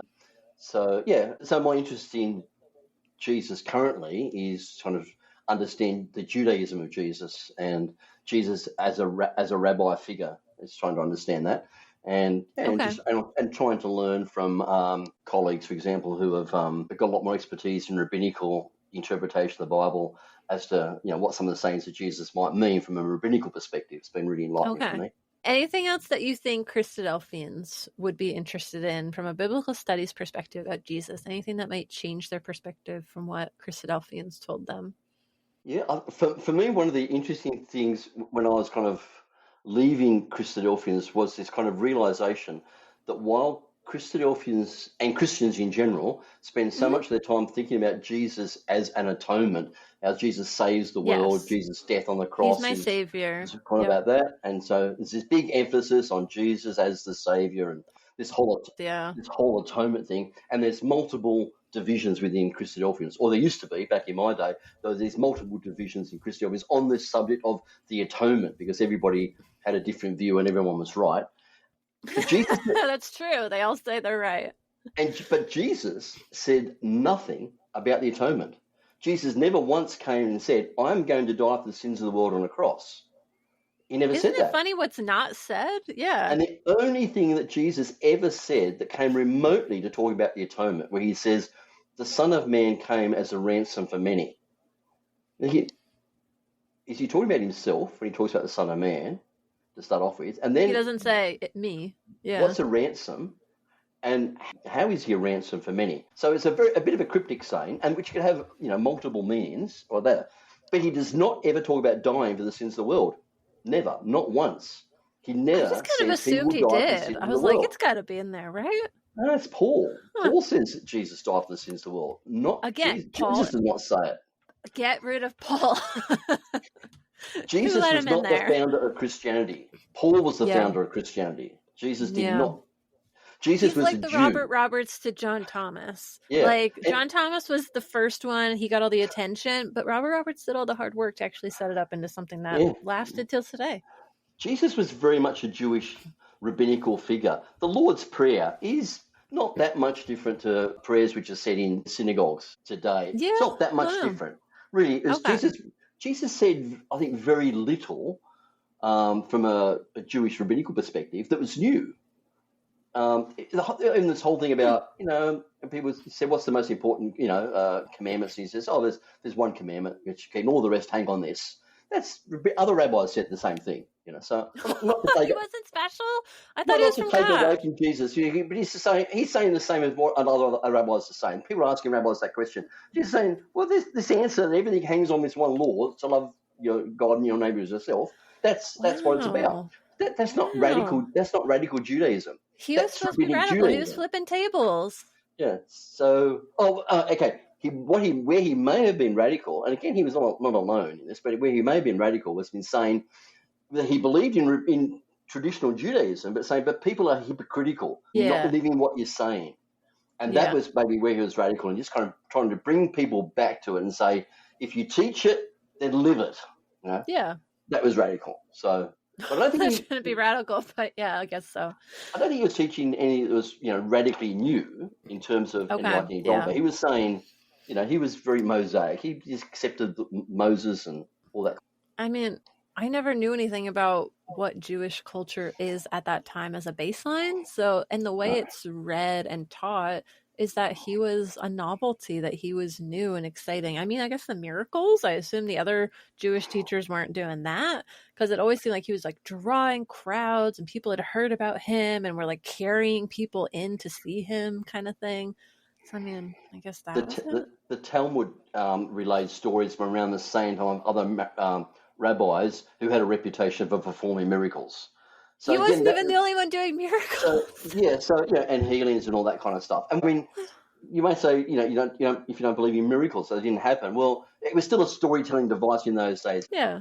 If you want to, establish someone's credentials, and they say, "Oh, you performed this miracle," So, I mean, I but think people still do that with some of these wellness people. They're like, "Oh yeah, ever since I went and started yeah, drinking that smoothie, now I'm cured." Okay. exactly. Great. Oh, yeah. If you've got a good recipe for smoothie, let me have it. It's going to fix everything. But You yeah, I actually think just have to do meditation. It's fine. It'll cure right. you. Yeah. Yeah, I think Jesus was perhaps a bit revolutionary in trying to get people to live what was preached. But That's but interesting. on its Yeah. own, I don't know how revolutionary that is either. So, But other than that, he may have been not as unique in that culture as it was presented as, based on what was preserved, because we only had really what was preserved was this one guy. But it's interesting to hear that there were other people potentially very similar to him, or have spoken about, that were similar at the time. I like Jesus. I like his teachings. I like the way he used some humor in there. And it's interesting to read the way he taught. I think he obviously had large crowds following him. His talks must have been interesting, and I think the way he uses humor, and he uses poetry, and he uses all sorts of things, I think was quite clever. So I'm really interested in the way Jesus taught. And he reminds me of the Bible's Abraham Lincoln. Oh yeah. I was reading up on. I've been reading up on Civil War era books, which includes obviously learning about Lincoln. And it was funny because in a lot of the books, they're talking about how it was a time of crisis during the president before Lincoln became president. That was when the country started crumbling and secession started happening with the states and all of that sort of thing. And so he was entering this really broken period where things were starting to fall apart, and everyone wanted him to speak. They're like, "We want a speech. We want you to reassure us that you're the right guy for this job." The people who hate him already on the other political side are like, "We want something to be mad about. We want to get you to give us a reason to secede." And he would just come in here and tell these funny stories and be like, "Well, I got a story for you about a young guy I used to know out in Illinois." And he would always disarm them with these stories. And I was like, what on earth is happening? But he was a storyteller. And you don't really think of that when you think about history. You're like, oh, he had to lead us through Civil War. But instead you're like, oh no, like he had a very disarming way of talking. And he reminds me a little bit of Jesus's style of talking. Yeah. He was a peacemaker, and he was someone who would usually start with a story to tell his message. Yeah, I like that. Yeah. And Jesus was definitely a storyteller, but I think he also simplified things. Because isn't that kind of a rabbinical thing with some rabbis kind of complicated things? Yeah. But Jesus simplified it. He kind of just got through to what was the point? Yeah, what was the point? Whatever. Yeah. What are we supposed to do with this? So, and I like that as well. Yeah. And one other thing that I've seen recently and gotten the idea from things I've seen online was there's also another line from Jesus that I feel like kind of gets ignored, like you read right past it without lingering too much. Apparently he had said the kingdom of God is within us, like it's within you. And so it's like, all right, well, that seems kind of different than being swept away to Israel, to this kingdom of God someday in the future. Jesus just said right there, the kingdom of God isn't in Israel, it's within you. Right. So that was interesting. It was like a personal connection to God, which again, I feel like is a very different Jesus and kingdom perspective than we were taught as Christadelphians. Like we just ignored the inconvenient verses, Yeah. So I think there's been an area of New Testament scholarship for some time that kind of also looks at, this is since the time of Schweitzer, I think, where it looks at Jesus' expectations that he thought this messianic age, the kingdom of God, was about to come. And we're on there was the line with the guy on the cross where it's like, you will be with me in the kingdom or whatever. So there's this expectation that, everything's all about to finish and it'll all be over soon, kind of thing. And that was kind of a huge disappointment probably for Jesus' disciples when he died. And nothing happened. And whatever. Well, supposedly after 3 days he arose and then disappeared within a day, maybe, however long. And Christadelphians are still, the Christadelphians I'm in contact with are always telling me, it's about to end. It'll be any day now. I've been hearing that for a long, long time. A whole lifetime, Any day And now. yeah.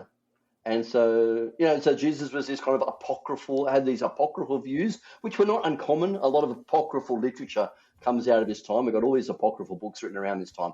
Everyone thought that everything The was about to apocalypse was end. coming. So Yeah. Jesus was one of those people, and people afterwards tried to make sense of Jesus' death. And that's when they said, oh, he died for the sins of the world.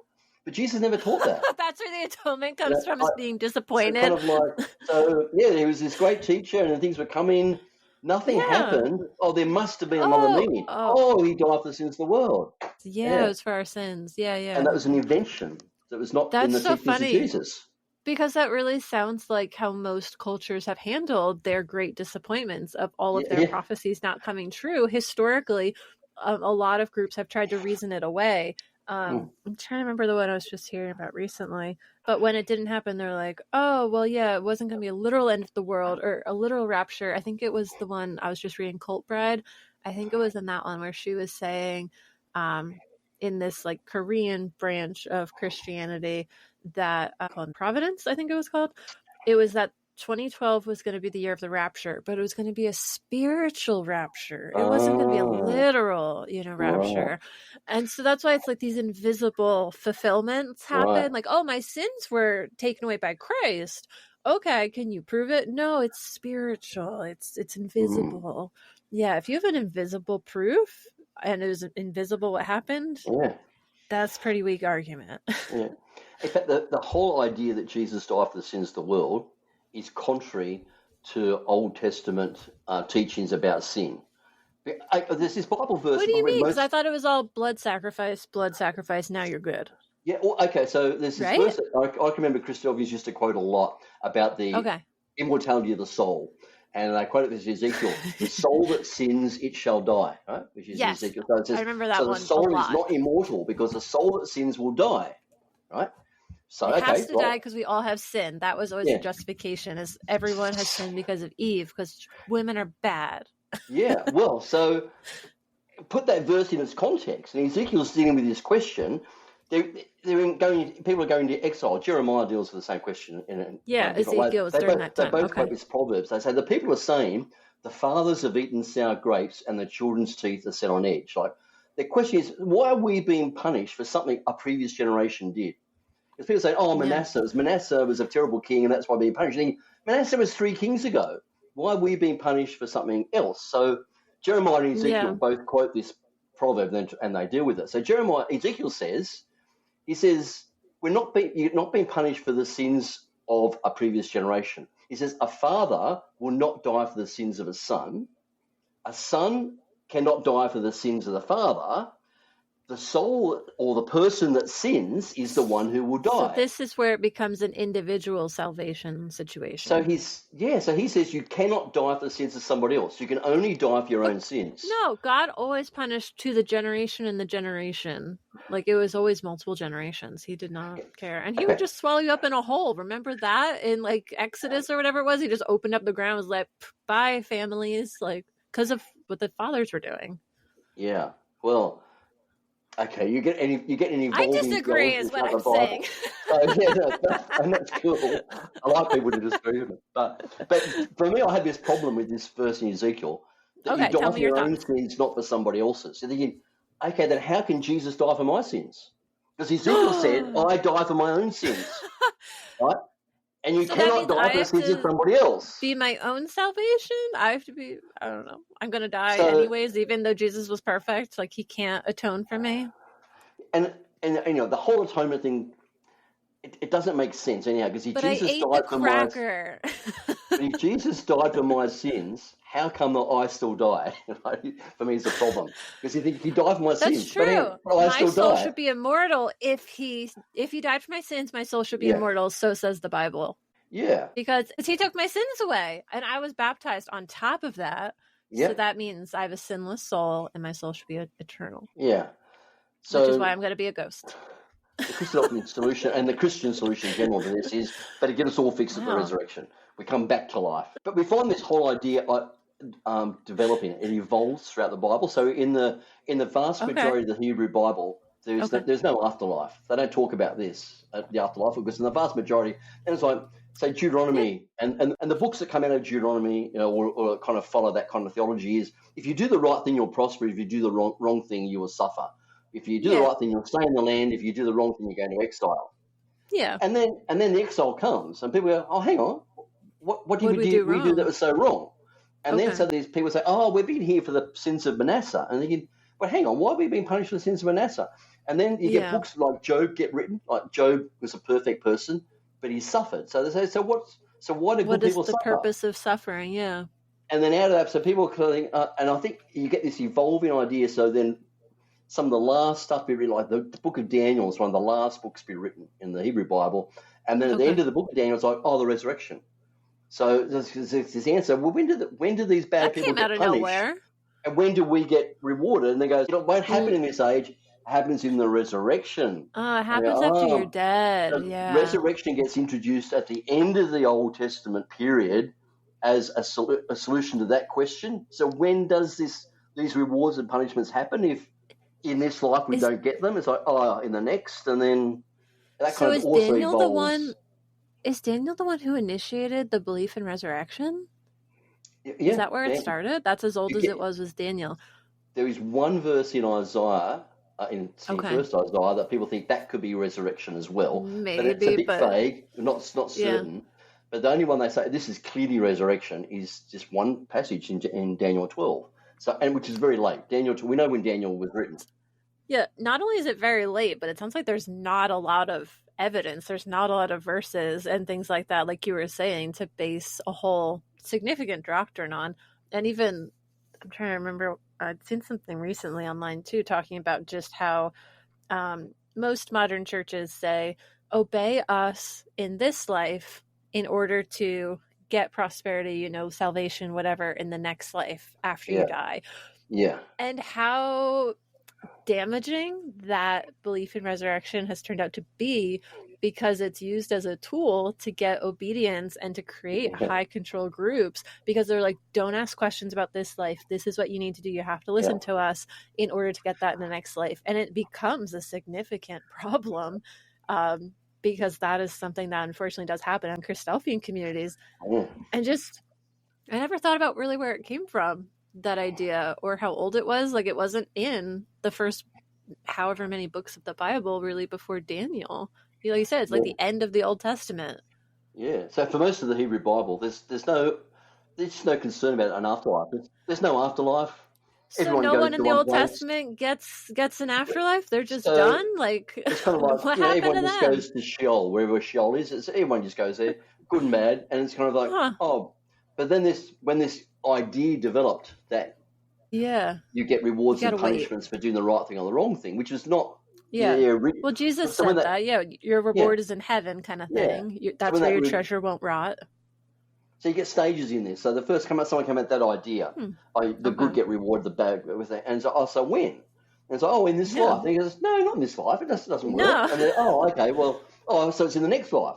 So what's that? And then right at the end. And so, a dogma or doctrine ideas evolve. And we see this through the Bible. They're evolving. It's not like all truth is revealed in the Garden of Eden. They evolve. Ideas evolve. That seemed to evolve pretty slow. It was not like, there's a little bit here and there, and it slowly builds, like, consistently. Yeah. It's more like there's nothing, boop, and all of a sudden it's like exponential. All of a sudden it's there, and it's a big part of the doctrine for the New Testament. Yeah. But it was just nowhere. Things often evolve in answer to objections that are raised to a previous idea. As ideas evolve, people go, this is good. That makes sense. Cool. And then goes, but what about in this case? And I said, but what if? What about? And they had something going, that's cool. But what about here? And then so Jesus never taught about his death being atonement, but after he died, people go, so how do we make sense of Jesus' life? What was all that about? Exactly. It's a solution in answer to a problem. The dogma developed in reaction to something is what it sounds like, based on what was going on during these situations where these topics were suddenly introduced into the dogma or into the books to later become dogma. So from a Catholic perspective, for example, let's talk about the Catholics. Yeah. So a Catholic perspective would be, and it just keeps on evolving. So yes, the Bible is useful, but it's not the end of the matter. Well, now we have It's popes. Is that it? because then we have the church fathers, we have scholars, we have other people, and Yeah, ideas keep evolving. that's true. Probably for a lot of They can people, think change. maybe it evolves too slowly, but I think the idea is right that it doesn't have to stop at the Bible. Whereas for Christadelphians and for a lot of Protestant Christians, A it lot of stops them, at the yeah. Bible and nothing Revelation's the changes. end. Yeah, nothing can And change because it's I think, perfect word of yeah, God. yeah. Or not. One of my last questions is just about Paul. Oh, Paul. I find it so fascinating that most of like the New Testament really was written by Paul. So while we have Jesus, who is perfect and sinless, he didn't write anything for us. He couldn't be bothered to put something down for us. Meanwhile, Paul, who helped kill people and imprison them, wrote like a dozen books of the Bible, and they're often cited to try to subjugate women and enforce patriarchal ideas. One thing that we talked about a little bit off the podcast that I'd like to talk about here is, again, the pseudepigrapha that you briefly mentioned earlier in the episode. Can you talk about pseudepigrapha a little bit in the context of Paul and some of the impacts of that? Yeah, and again with the warning that I'm not a New Testament scholar, but I do Yes. know that there are references in most of the New Testament books to other works that are not in our Bible. So we know that in the letters of Paul, he was quoting from things like the Wisdom of Ben Sira, which is in the Apocrypha. And the Wisdom of Ben Sira was a very, very popular early Christian work. The church fathers quote it and all that stuff. Yeah. Yeah, and so Paul read that. The New Testament writers kind of allude to it, countless times, and so on. And they all did. The Book of Jude quotes from the first book of Enoch, for example. So Yeah. it quotes from a book that's not in the Bible. So it alludes to these. So one thing I do know about Paul is that, and pseudepigraphical works, that he was familiar with non-biblical writings and seems to have regarded them with the same kind of authority as the books that do end up in the Bible. He doesn't say, "Oh, this is not in the Bible," but he just quotes it like it's just scripture, or alludes to it at least. Yeah. I was thinking about the video I sent you talking about which books were attributed to Paul. Oh, yeah. Because First Timothy was one, I believe, because I double checked, and that's the one that has the verse about being quiet and submissive. Yeah. So there's probably around half the writings of Paul. The scholars will often say are actually not written by Paul at all. There's, they're different style, different vocabulary, different ways of arguing, and so some are clearly Pauline and some are not. Mm-hmm. And Timothy's one of those in these verses that where he has that. So yeah, because I remember hearing that online recently, that First Timothy, which has the verse that Christadelphians love to quote about women need to not speak while they're there. That was not actually written by Paul, according to biblical scholars. That would be pseudepigraphal. I did check 1 Corinthians as well, where it talks about head coverings, and they do believe that was written by Paul. So I was disappointed by that because I was hoping to be like, Paul didn't even write it. But it looks like he didn't tell women to be quiet, at least. Yeah, the term they have for it, they call it Deutero-Paul, which is like a second Paul, which is not the real Paul. That's another somebody else. Okay. Or people writing, and that's would be 2 Thessalonians, Colossians, Ephesians, 1 and 2 Timothy, and Titus. So they just say these books do not show the same style of writing as the other Paul books, and they're later, maybe end of the 1st century or early 2nd century, but they're later. So still quite early. And then attributed to him, even though they weren't by him. Attributed to him, but not by him. So I kind of often felt I don't really like Paul, and maybe it's because I don't understand Paul. I don't know, but I kind of like that. But I've actually got to exclude from my information pool about Paul that those books are actually not Paul anyhow. So, they're not even him. So I think I would like him a lot more if I only look at the books written by him and be like, okay, let me try to figure out Paul 1 versus Paul 2 and figure out which one I dislike and which one may have some redeeming qualities. I don't know. So I've kind of got it on my to-do list up. After I've done some work on understanding Jesus as a rabbi, I want to kind of look at Paul as a rabbi. But hey, that's it's on my, because I think maybe I don't know, maybe he is likable. Maybe I can make some sense of it, but I've got to read it in a different framework, you know. Yeah, the only thing that I was really wanting to see and look and see whether it was written by Paul or not was, again, the head covering thing, because it still continues to be an issue in Christadelphia. And I Yeah. was like, again, it's not necessarily as toxic when you're not telling them they have to be quiet, because this almost becomes a symbol of oppression when it's like, okay, you can't speak and you have to like show that you're a woman by having this head covering to distinguish you. But it's like, okay, well, we can say that Paul didn't write that you have to be quiet there. He just said, yeah, just, have your beautiful hair out for everyone to see. I'm like, okay, that's not as bad. Like, when you're not using it in a toxic context to try to get women to do something, it becomes less intense. And I mean, you could just treat it like the laws of Leviticus and just ignore it like most of the other laws too. So I could see that being an option. On the subject of head coverings, I have read some work by other scholars who have looked at 1 Corinthians, where he deals with head coverings, and it looks like Paul has received a letter from them, from Corinth, that he's replying to. And in there he says, now concerning the things that you wrote to me about, and then he starts to deal with them in the second half of the letter. Yeah. And then it looks like he's quoting from their letter, but that Greek doesn't use quotation marks or ancient That's Greek. what I heard in the book I read. It says they don't use quotation marks, so it may sound like he's saying something, but it's actually supposed to be in quotes. So he's responding, and when you're reading through it, kind of in that perspective, and then you get, it's a bit of a list. He says, now concerning this, now concerning that. So he's then taking up another matter that they're dealt with. And the head coverings thing is parts of any quotations where he's responding to what they've said about that, but this is not his teaching on it. So I think about women keeping silence, where it says women should keep silence in church. If it's like that was in quotation marks, so like you said women should keep silence in church, but I'm saying to you, and then he gives a different perspective, which kind of almost contradicts that. Yeah, that definitely makes sense. And the other thing that I was hearing was that he was writing about and like uplifting women. He's like, oh, to the women of this meeting who have been, valiant in the truth kind of thing.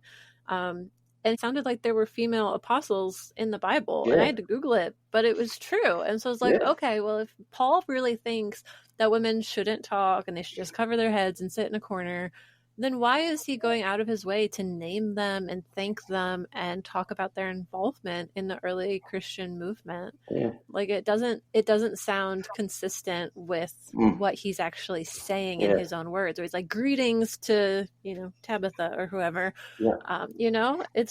It doesn't seem like it makes as much sense when you actually look at the whole book, like you're always saying, look at all of the writings and not just pull out one verse. And again, if it does have missing quotation marks, that's also huge. Yeah.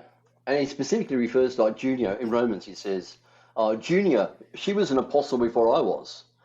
Right? Yeah, so what is he saying? She needs to like step down now that Paul's here. I'm a big shot. Like, come on. No, he seems to be giving her credit where he's like, she has been working long and hard on this, Yeah. So I'm not sure Christadelphians have the correct interpretations on these things. But. Yeah. One of these days, I'll get into it. I'll let you know if I can't. Yeah, if you find anything else interesting, let me know. And I think that's the end of my questions today. Is there anything else you wanted to talk about today, loop back to, anything else around biblical studies that we didn't cover today? No, nothing. I think we've covered a lot there. I do think we covered a lot. I think a lot of people are going to have to like pause this and take a breath while listening because it's just a lot of information and a lot of new thoughts. Yeah. Like I feel like I'm expanding my mind.